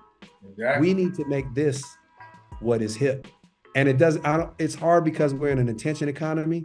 So you got to publicize it in order to get people over. But I hate the fact that it's like the Tasha K's, and you know what I'm saying though, like the gossip and the baddies west and all that shit. We don't do that here. We don't do like right now, Mos is a topic right now because he apologized to Drake, right? But I know Mos, but guess what? I'm not on. I don't want to have a platform where I just drag Mos Def because he backtracked a little bit. Yeah, man, looking for that, man. You know what I mean? If it bleeds, it leads, right? And we have this engine kind of runs on negative energy. So I'm saying, somebody beat the baby mom up. I'm not interested on my platform on TMZ hop. I'm not TMZ hop. Yeah.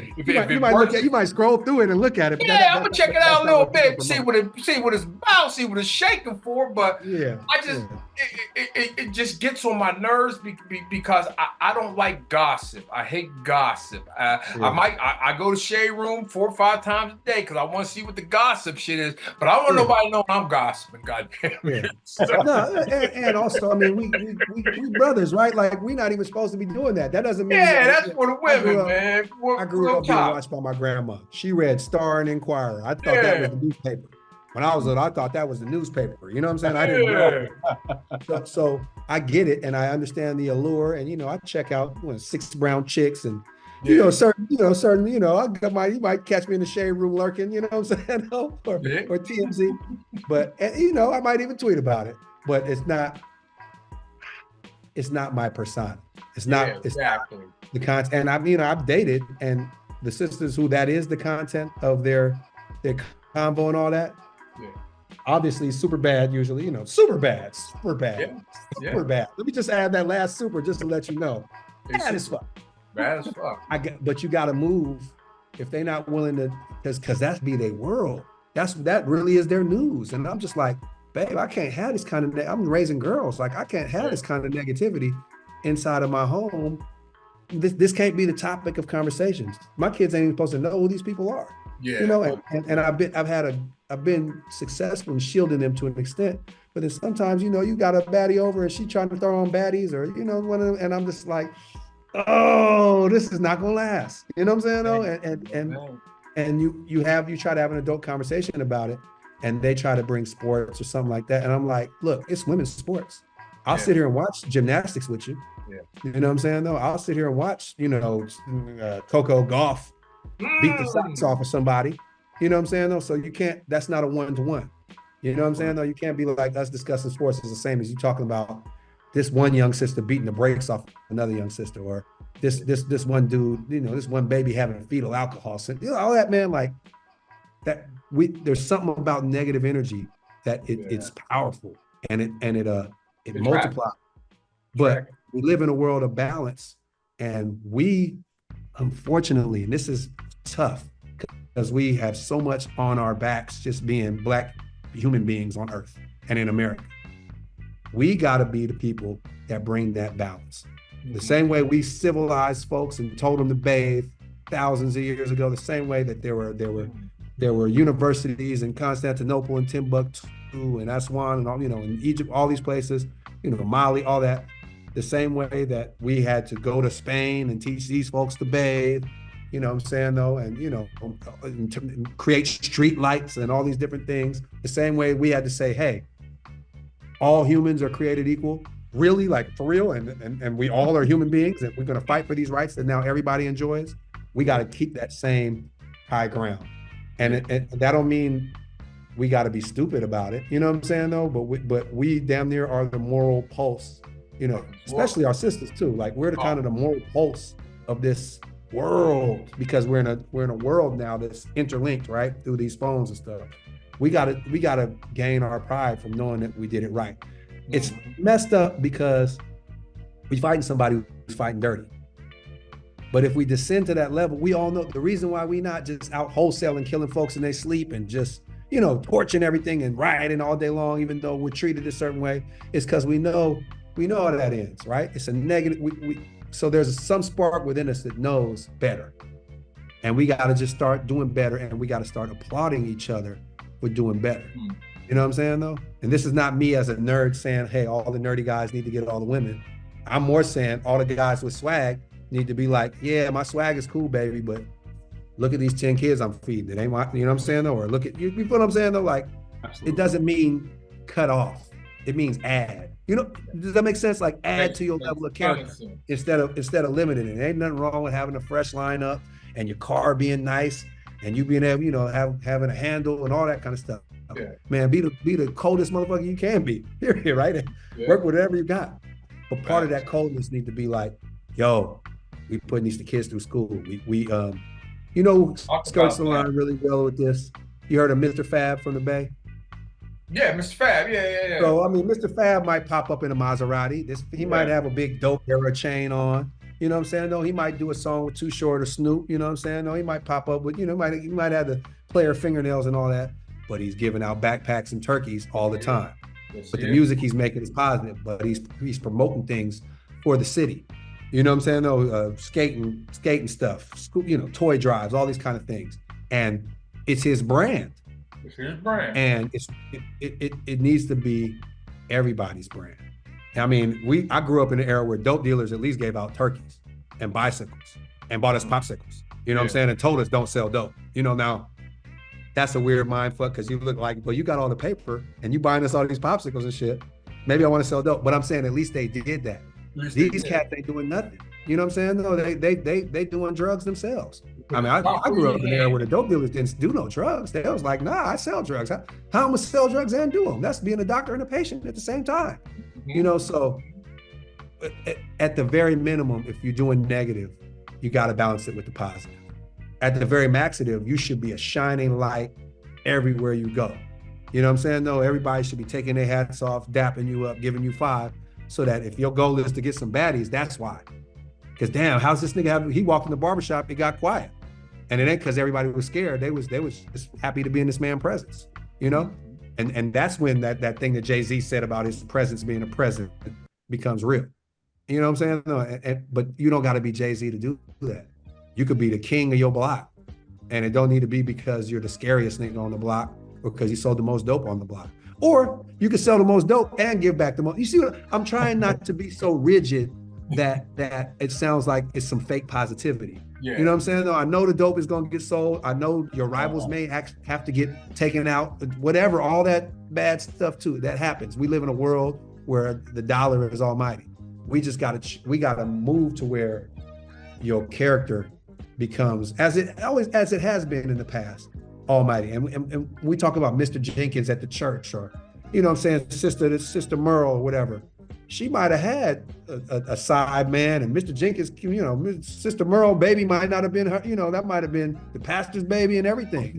But she was, every Sunday she was feeding folks that chicken. You know what I'm saying though? She knew the scripture word for word, and you couldn't question her about her knowledge of the Bible or how to use the Bible as a tool rather than just her reciting it. Like, we got to get back to that and then become more than that too, because we have the ability to. We have access to more than any group of any people, not just Black people. We got access to more than any group of any people have ever had in the history of mankind.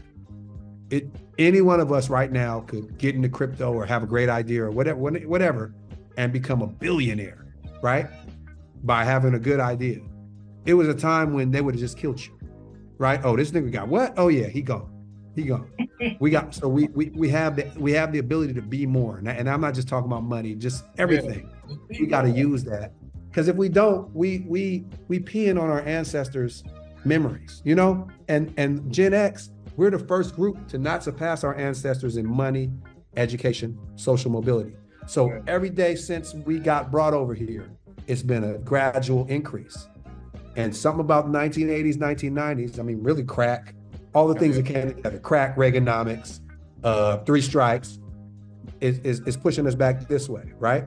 Yeah. We got to make a correction right now, this generation, because the next generation, I mean, they done took all our OGs from us. They done took, you know, they done took closed the libraries down, closed the school music programs down, closed the sports programs down. They done took all that.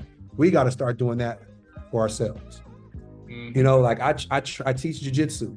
You know what I'm saying? I mentor, I design for free. Like, I got folks that if they need something designed for their small business or whatever, I don't got money to give away. My money is going towards things, but I'll give of my time and my energy. And I'm okay with that. Like, I know that I'm not gonna give $1 to that. You know, I give, of course, at Juma, I give my percentage, you know, for zakat or whatever. But I'm saying, aside from that, like, I don't got more than that to give away. Yeah. You know what I'm saying? I'm like I cook every day. You know, I go to Costco like once every 2 months. I can't just keep Costco. But it's okay. You know, I drive a Tacoma. I drive a 2002 Tacoma. Yeah. You know what I'm saying though?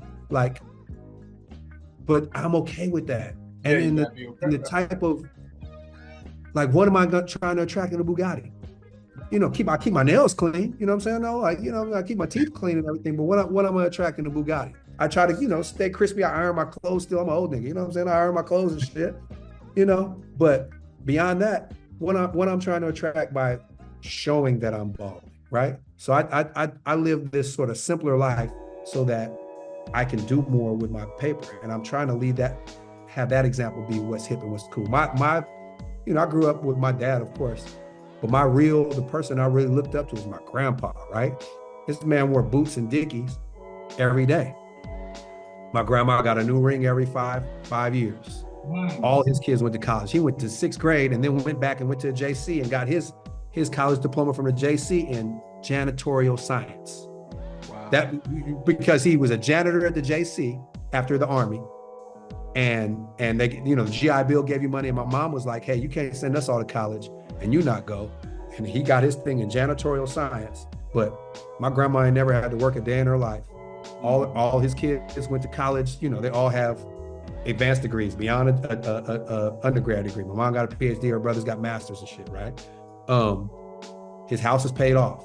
He always would get a new car. Now, it wasn't no lack.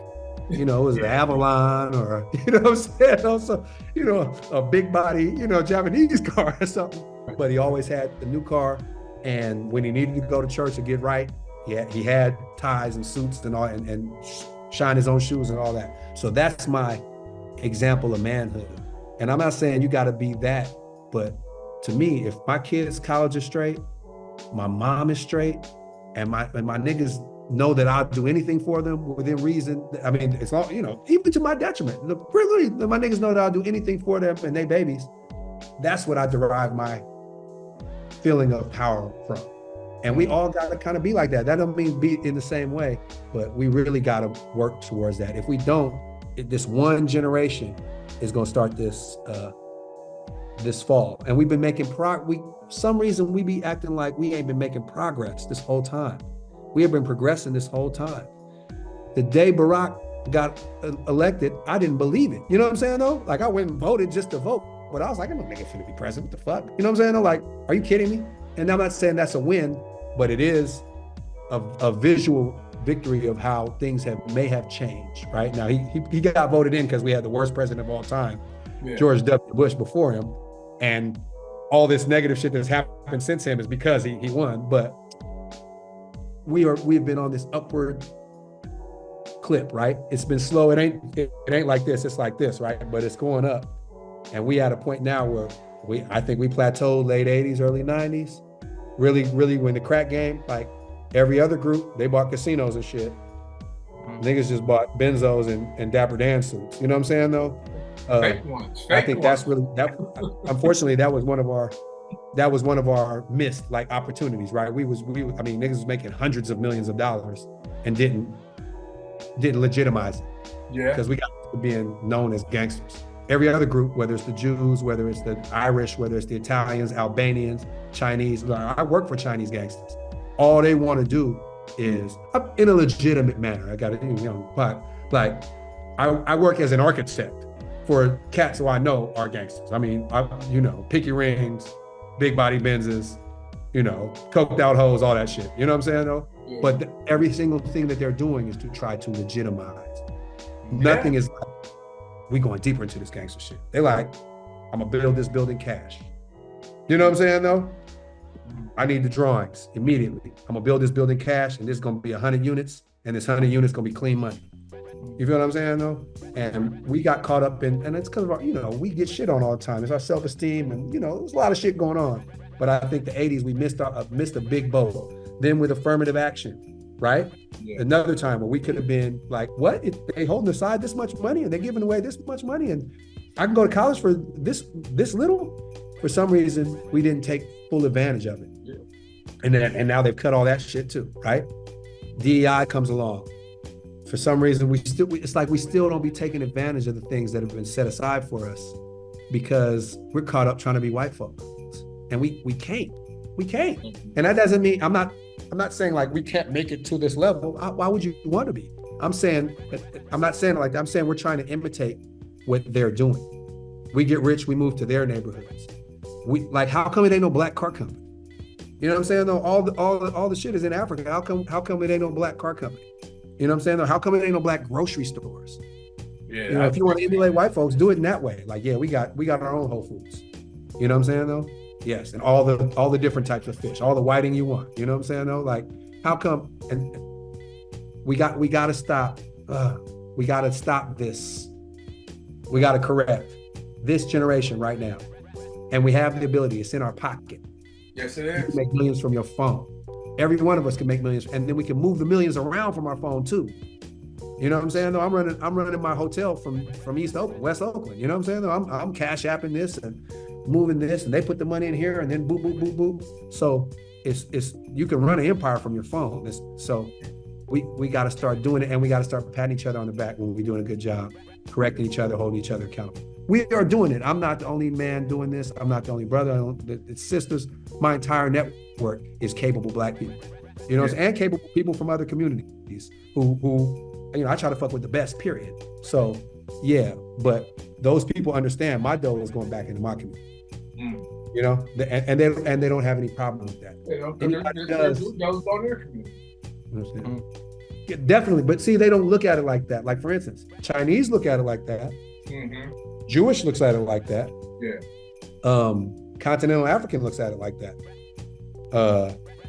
You know, but as far as the person who says I'm white, they don't think that going to Costco is putting money back into their community. Even though they know a white man owns it, they know it's hiring all kind of white truck drivers, white workers, etc. Because they think of themselves to a large extent as individuals, because they have that luxury. Yeah, exactly. We get this individual mentality, but we're not treated as individuals. So why are we moving like that? And then we think, well, I'm a free thinker. I don't got to do what the herd does. We're not a monolith. Okay, well, use our diversity as our strength, but we need to move as a big, diverse group. You know, like you look at the hair industry, how we just let that go. You look at all the magazines, Jet, Ebony, look at BET, all these things, and it's just, and this is all just within our lifespan, right? These are the things that I'm not gonna cry over spilled milk, but we gotta learn from that. And anytime we let it go, do they let us get it back? Even if we have the same amount even if we have the paper they're asking for, they'd be like, no. So it's not just that, we're not offering the right value to get it. They don't want us to have it. Exactly. So they feel some type of way about us. And why don't we operate from that place? That goes back to the ADOS and Me No Black and, you know what I'm saying, all that, like, police gonna blow your head off regardless. They might even blow your head off more likely now if you speak with an accent because they're so anti-immigrant. And a huge amount of these immigrants coming are Black. So we got this anti-immigrant thing, and I'm like, hold on, there's immigrants from Haiti and Brazil and you know, Congo and all this kind of stuff. Sudan, we mad at them too? They taking our jobs? What jobs? You know what I'm saying? No, like they just have to come in. Pan-Africanism can't be just here, right? We gotta Pan-Africanism. Everybody got to participate in that. And Pan-Africanism is just look. What is white? White is Pan-Europeanism. The concept, like white is it's not a place. It's literally just Pan-Europeanism, right? And they like, even the reason they left Europe was because they hated each other and was fighting each other so much. They was trying to find more resources to fight each other with. It wasn't because they was buddy, right? Then when they got up out of Europe and found the new world that was already inhabited and all that, then it was like, you know what, y'all? I don't fuck with y'all, but I really don't fuck with them. Let's make up this new classification that separates us from them. White don't even tell you what you are. It just tells you what you're not, right? It's like, well, we know we're not this, and this, and this. You could be Dutch. You could be, like Russia. Russia's in Asia. You know what I'm saying, though? And also every group of white folks that comes over, they be like, is you really white? We about to haze you for a second. And then we'll let you, whether it's Italian, Irish, Catholics, we're going to haze you. But then eventually, I got a Hispanic buddy who checks white on his document. So, you know what I'm saying? They're getting huge numbers from that. And I'm in Latin America right now. There are Black Hispanics and white Hispanics. Right. And of course, the societal pressures, like you look at the president and their cabinet, or you look at the people in power, it ain't no Black Hispanics in a lot of those places. In Colombia, I think there's a sister that's a vice president right now, but we operate we're in that same low rung in all these places. Yeah. And I go to those areas where the people are in that same low rung. They're the most brilliant people I've encountered. They're doing so much more with so much less than even we are. So I know it's not because of some genetic predisposition to occupying this low part of the ladder. I know it has to be systemic, and it's systemic everywhere. Everybody is clicking up against us. And that's damn near what they derive their personhood from. That's why they'd be so mad when we have 4 4 coaching positions. You know what I'm saying? 3 coaching positions. How many NFL teams are there? 32. 32, right? Yeah. So I guess we're represented right at that 12% in coaching. We are the population. You look at the labor, then it kind of And coaching is about moving people, right? And relationships with people and getting them to do what you want them to do. Of course, they're going to be more motivated to hear it from somebody who perhaps speaks the same language they do, has the same struggles they do, etc. We on this verge. I really am. I don't want the content of anything that I'm saying to be taken negatively.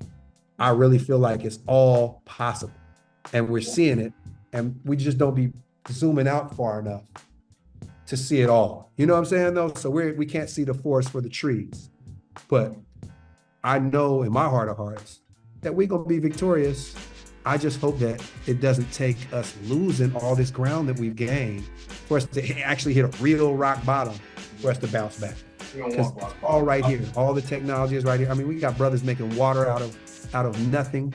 You know what I'm saying? The guy so we got all the water, we got all the resources, all the food, all the culinary abilities. The reason why I'm building this commercial kitchen is because we got all these talented Black chefs.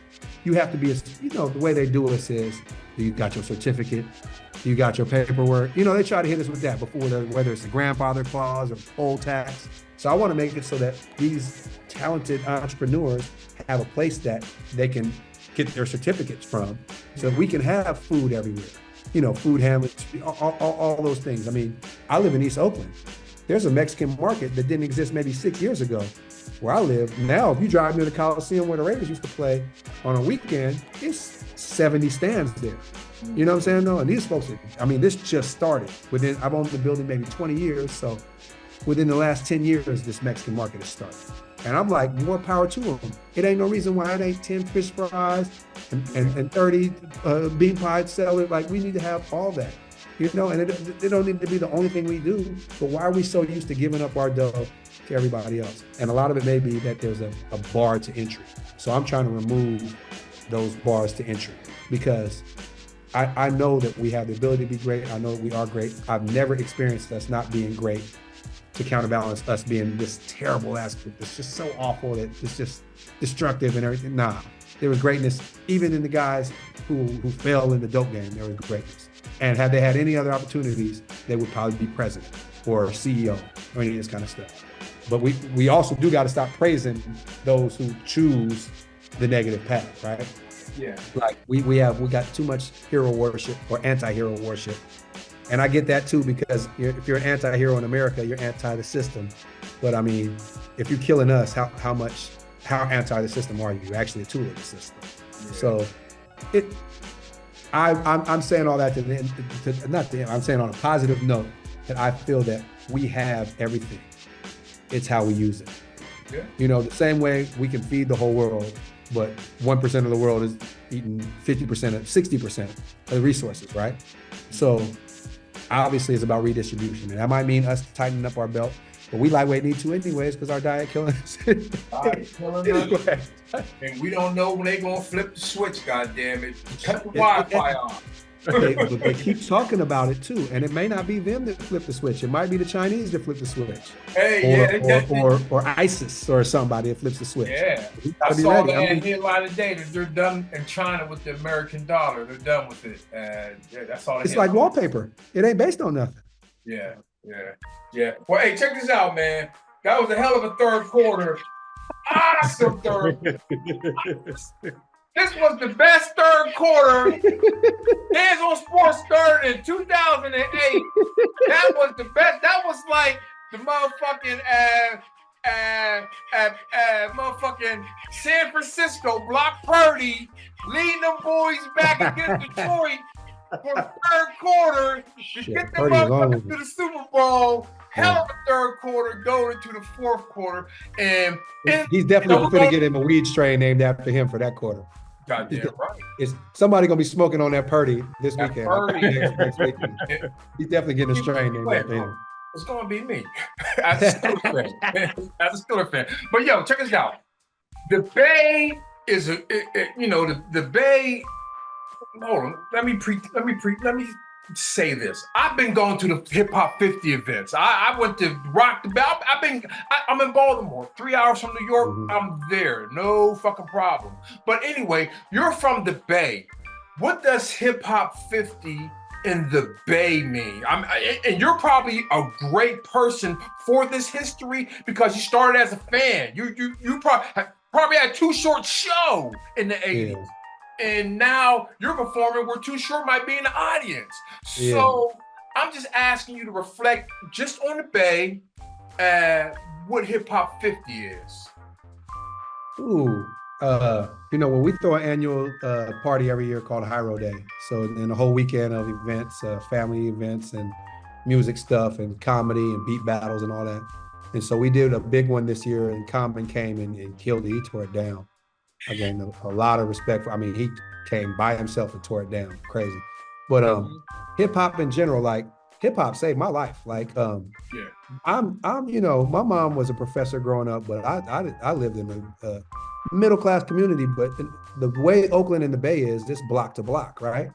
So you might be on a cool block, bend one corner and be able to cop heroin, blow, whatever, you know what I'm saying? No, it's block to block. We don't really we got some nice areas, but everywhere else it's like literally block to block. So the influence, especially in the 80s, to be a D-boy, to do, to take that path is big. We didn't even know what crack was when it came out, right? Crack, anthropologists have found the first crack pipes in Oakland. Like crack was sent there to shut the Panthers up. Right.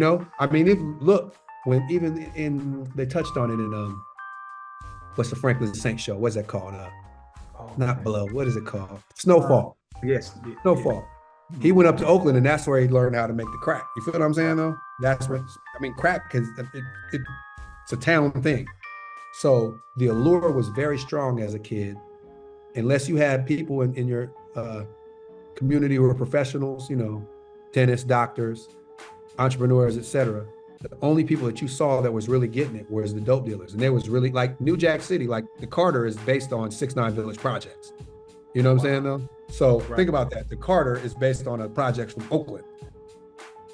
So that's how big the dope game was as a kid. So for me, having something else to draw confidence from and be cool about and give me something to do when shots is being bust outside, and give my friends, which is even more important. Like I'm in this with the same dudes I came in with it in 1982. You know what I'm saying? No, not 93, but 82, 83 when I first started rapping. To have something that gave me a sense of empowerment, that was positive, that was something I could carry around. Because I wore hand-me-downs, and then A+ in my group wore my hand-me-downs. You know what I'm saying? My first Levi's had 3 hemlines in them. My first polo shirt was pink, and not because it was the 80s. It was because it was my cousin who was a girl. You know what I'm saying? No, I got it from her. So I didn't grow up with, paper like that. And my mom just didn't prioritize. I grew up thinking I was a lot poorer than I was because my mom wasn't about the material stuff.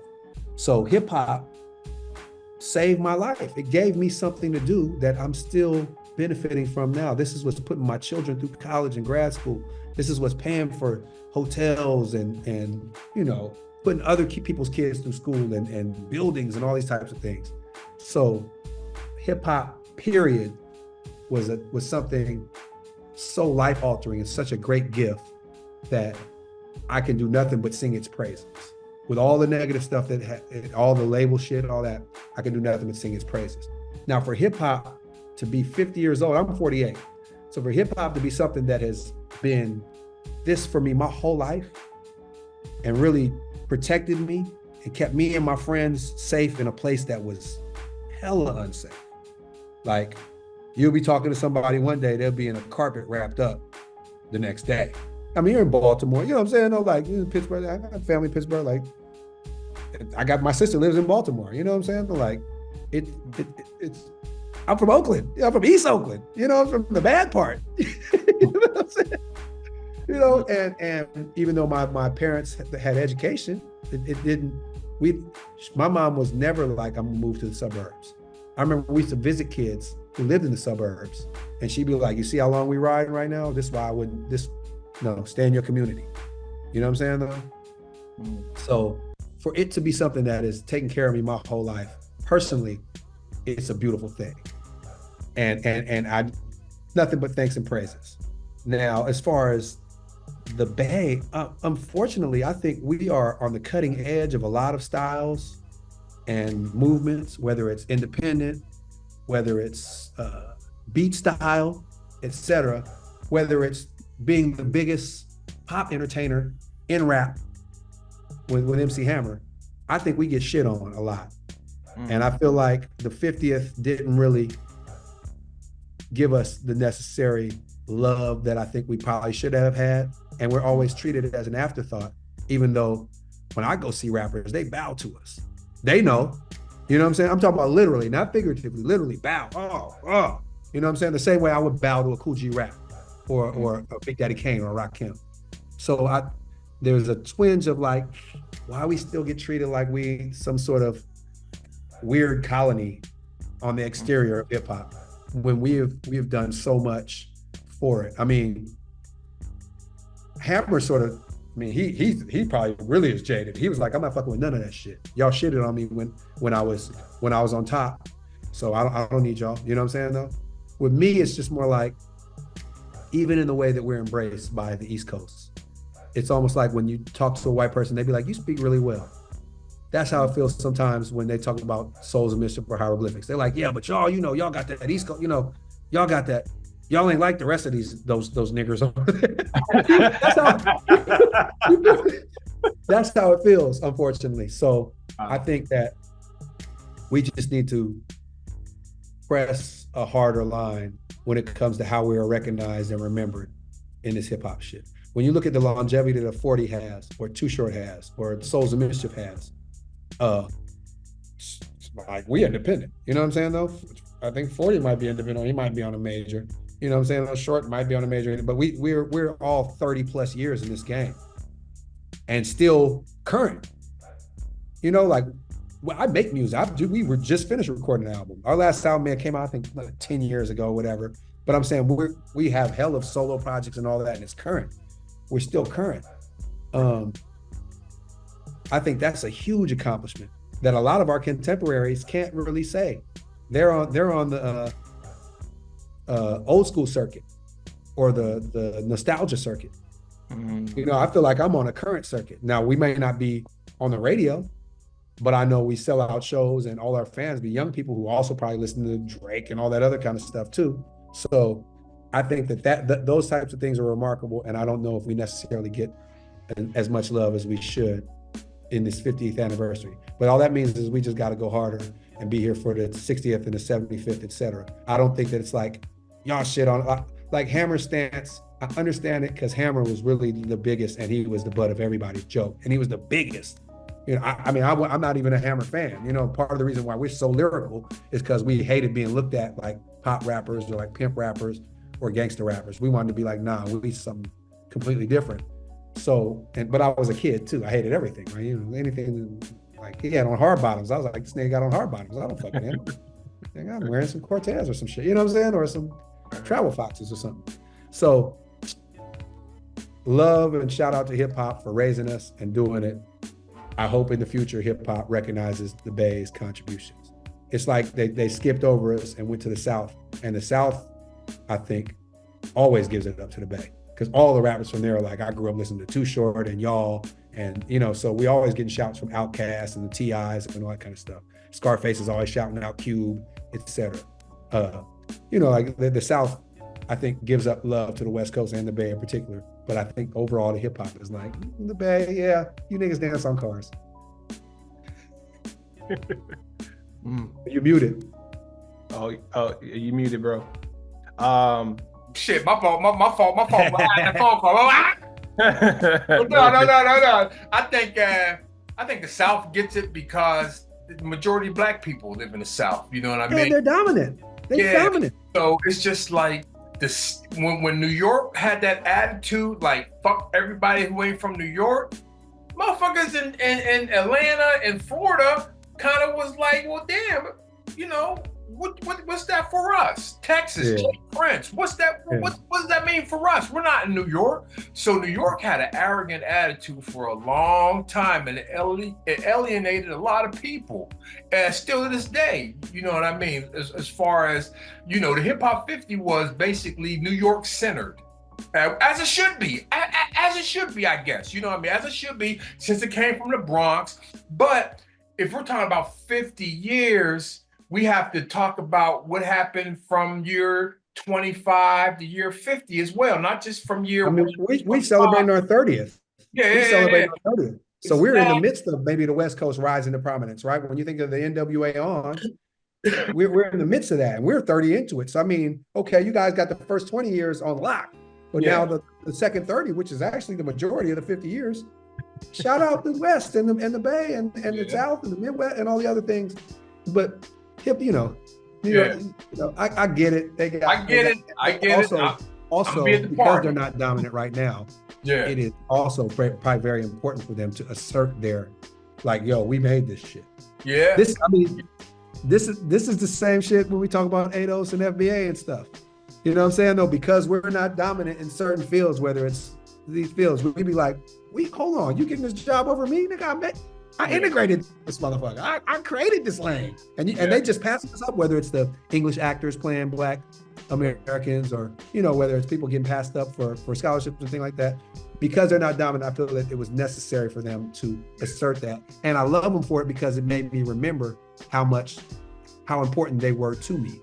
I'm just saying, be a little bit more inclusive in the next round of celebrations, because it doesn't build goodwill by treating people as an afterthought when those people that you're treating as an afterthought are the reason why hip hop is the global phenomenon it is. Global phenomenon, that's right. There's a lot of people in New York.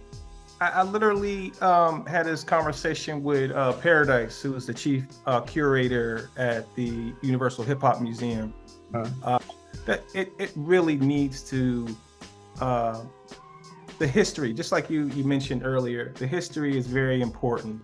You know what I mean? So the timeline of, you know, people talk about Kool Herc, and there was people before Kool Herc. You know what I'm saying? Like, I think this ties into the Bay, right? Not getting the credit it deserves. I think there needs to just be more dots on that timeline, you know, like scholarly, rigorous, absolutely documentation, all that. We went to the Hip Hop Museum in Hip Hop Archive at Harvard, out in Boston, and it was beautiful. But that thing should have its own building, right? With all the stuff that we've touched and influenced. I'm not talking about the Bay. I'm talking about hip hop in general. But I agree. I think that if there's a more rigorous study of the history and it's treated the same way these white boys do rock, or they do us even, you know what I'm saying? Like if we from the inside, while we're still alive, while we're still relatively able to tell these stories, all these things need to be documented. That needs to be a living document that's continuously being updated to where, okay, I mean, we did a breakdancing thing and Coke LaRock was there, you know, he's like the first rapper kind of, right? And I'm like, somebody needs to have him, he needs to be paid like this year or this month, I'm gonna give you 100 bands. Yeah. And I need you to sit in this room and tell me every single thing that you remember about him. And it needs to be recorded and transcribed and placed in that as one of those dots on that timeline.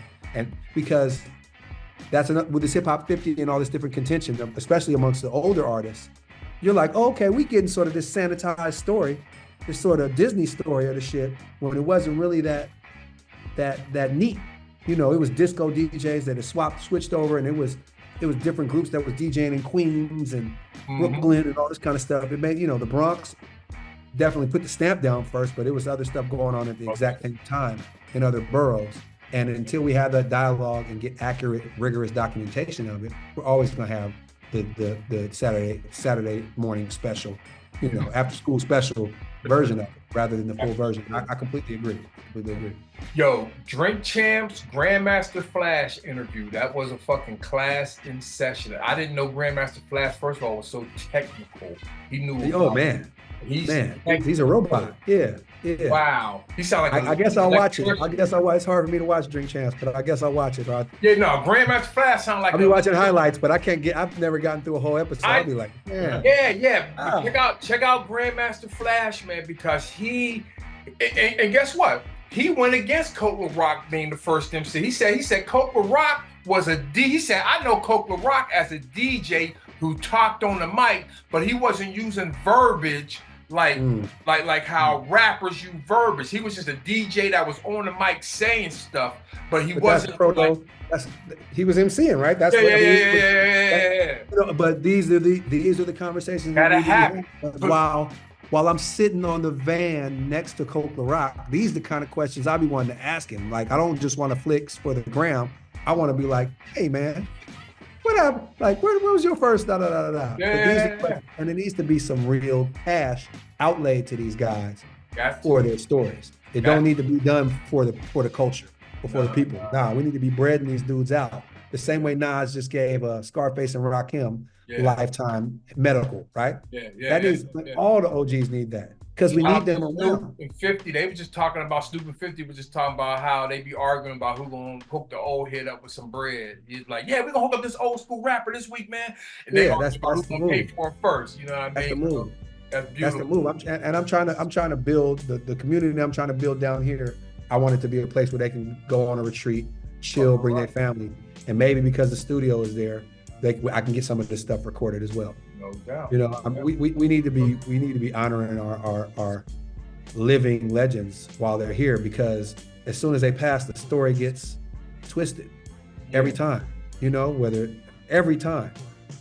Because you know, the world is about perception and everybody sees things differently. But if we can get it from the horse's mouth while they're around. Because guess what? They're not going to be around forever. We got about a good 10 years to get these stories straight. You know, for real. And we Kool Herc in a walker right now. Kool Herc can barely walk right now. So somebody better sit his ass down and start getting some of these stories. You know what I mean? But it's about. And matter of fact, another dude, Breakout doesn't get mentioned with all the other. He doesn't get mentioned with Kool Herc and Flash and all that. But I've always heard Breakout. His name is Breakout. Yeah. Even on like going way back, he talked about. I'm a rapper. I'm immersed in this culture of everything. This is the first time I even heard that man's name. Oh man, listen to Going Way Back. Just Ice. He talks about Just Ice. Yep, I know the song. He talk about Breakout and that Breakout in the Furies. But anyway, Flash was bringing out Breakout a lot. Like, Breakout has to be mentioned with me, Kool Herc and Ben Bot. That Grandma's Flash interview. I'm gonna check it out. I'm in the hotel. Check this out. Keep me out of trouble. I think 50 years in hip hop in the Bay has to be talking about independence. How far is Vallejo part of the Bay? Yeah. Okay. I own an independent record label, and I got in Vibe, I got in The Source, little small shits, but Murder Dog fucking magazine back in the day. Black Dog Bone. Articles on independent labels all around the country, and I was one of the labels. So, again, the Bay Area for independent, like I didn't listen to the artists who were in Murder Dog. They weren't the artists that were on my playlist, but the game that those artists were using as independent businessmen. Let me think of one. Mac fucking Mall. Now I'm looking at what they're doing with their independent rap hustle, and it didn't seem like it seemed like dudes on the East Coast were chasing deals, and dudes in the South and dudes on the West Coast were starting businesses. And they wouldn't give us no deals, right? Couldn't get a deal. And the New York, even though there's a Capitol building in LA and all that, New York got the signing power. You know, so. They weren't giving us deals, so we made our own way. I mean, you look at E40, Hieroglyphics, Dangerous Music in Short, and Master P. Yeah. Like that's tens, maybe hundreds of millions of dollars generated. You know what I'm saying though? Black-owned business, right? I mean, and I mean, you look at the Bay in general too. Like, look at Jello Biafra, and just like the punk rock scene and all that kind of stuff. Like we all have been like neglected, so we had to create our own. Yeah. You know, and I it's the best thing, you know. I mean, it's the same. Like, I would never choose to not be born in 1975 as a black man in America, because regardless of all the things that I went through, it's forged me into a being that I'm like, damn, this shit, I'm juggling this shit. You know what I'm saying though now? Like, before it was hard, it was heavy, and I'm like, damn, everybody else sitting down, why I'm juggling? You know, why I'm entertaining everybody with this juggling. But now I'm like, shit, I'm juggling the fuck out this shit. That's the same with the Bay Area independent scene. Yeah. Now 40 is selling, wine at Costco and packs of Franks and ramen noodles and shit and water. You know what I'm saying though? And that's all that he learned from the dope game, the rap game, but really from the rap game. You know what I'm saying? Especially but when it comes to distribution, marketing, all those things. Dope game, these guys' dope careers are very short or they'd be dead in jail. The rap game is what has him in Costco. So yeah, I think you're absolutely correct. You have to, the Bay Area story is a story about independence. Even us, we came out on Jive, got dropped. And look, of the 31 years now that we've been in rapping, 29 of them have been independent. Wow. So I just did this tour thank you. So it's like, that has to be addressed when you talk about Bay Area rap.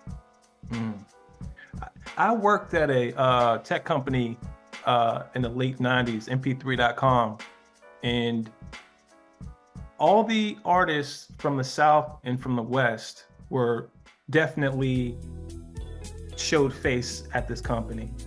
You know what I'm saying? It was very difficult for to kind of get people to understand what an MP3 was or is, and how they could actually control their content. And it's like, hey, you have the ability to take your content and distribute it to the world.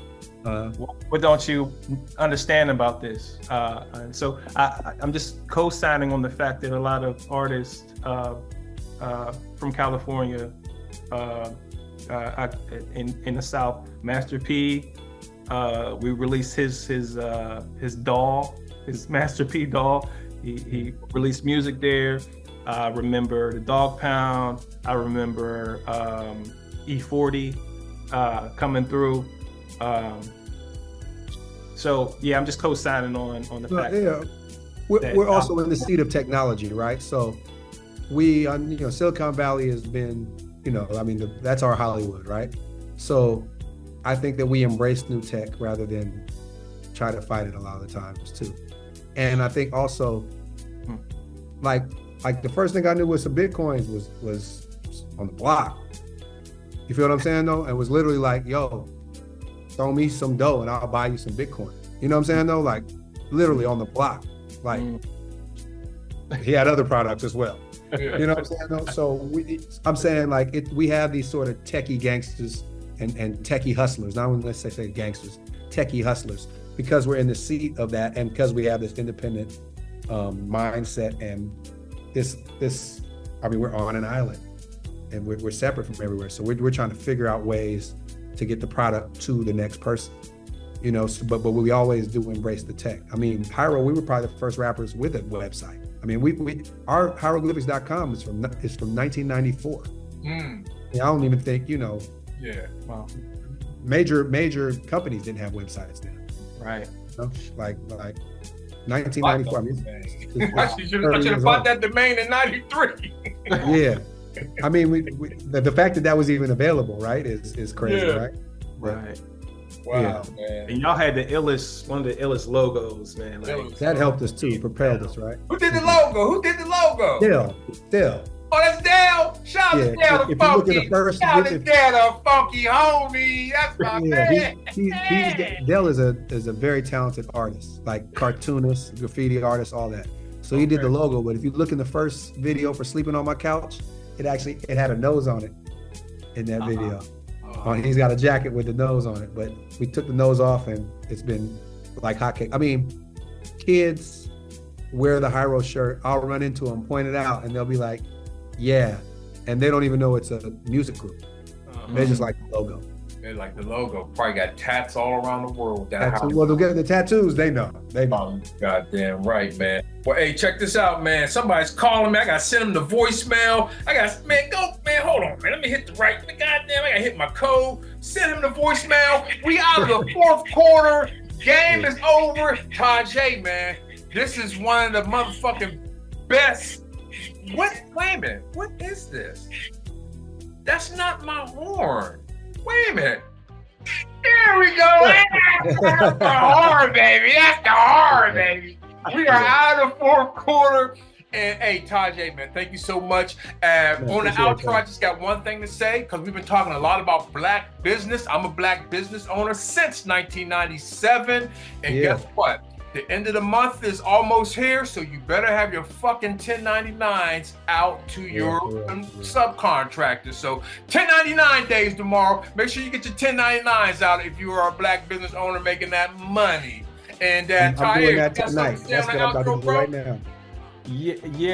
First, Tajai, you're a very knowledgeable brother. I learned a great deal from you today. Appreciate it. And it was great talking to you. Also, blessings on top of blessings to everyone as we begin that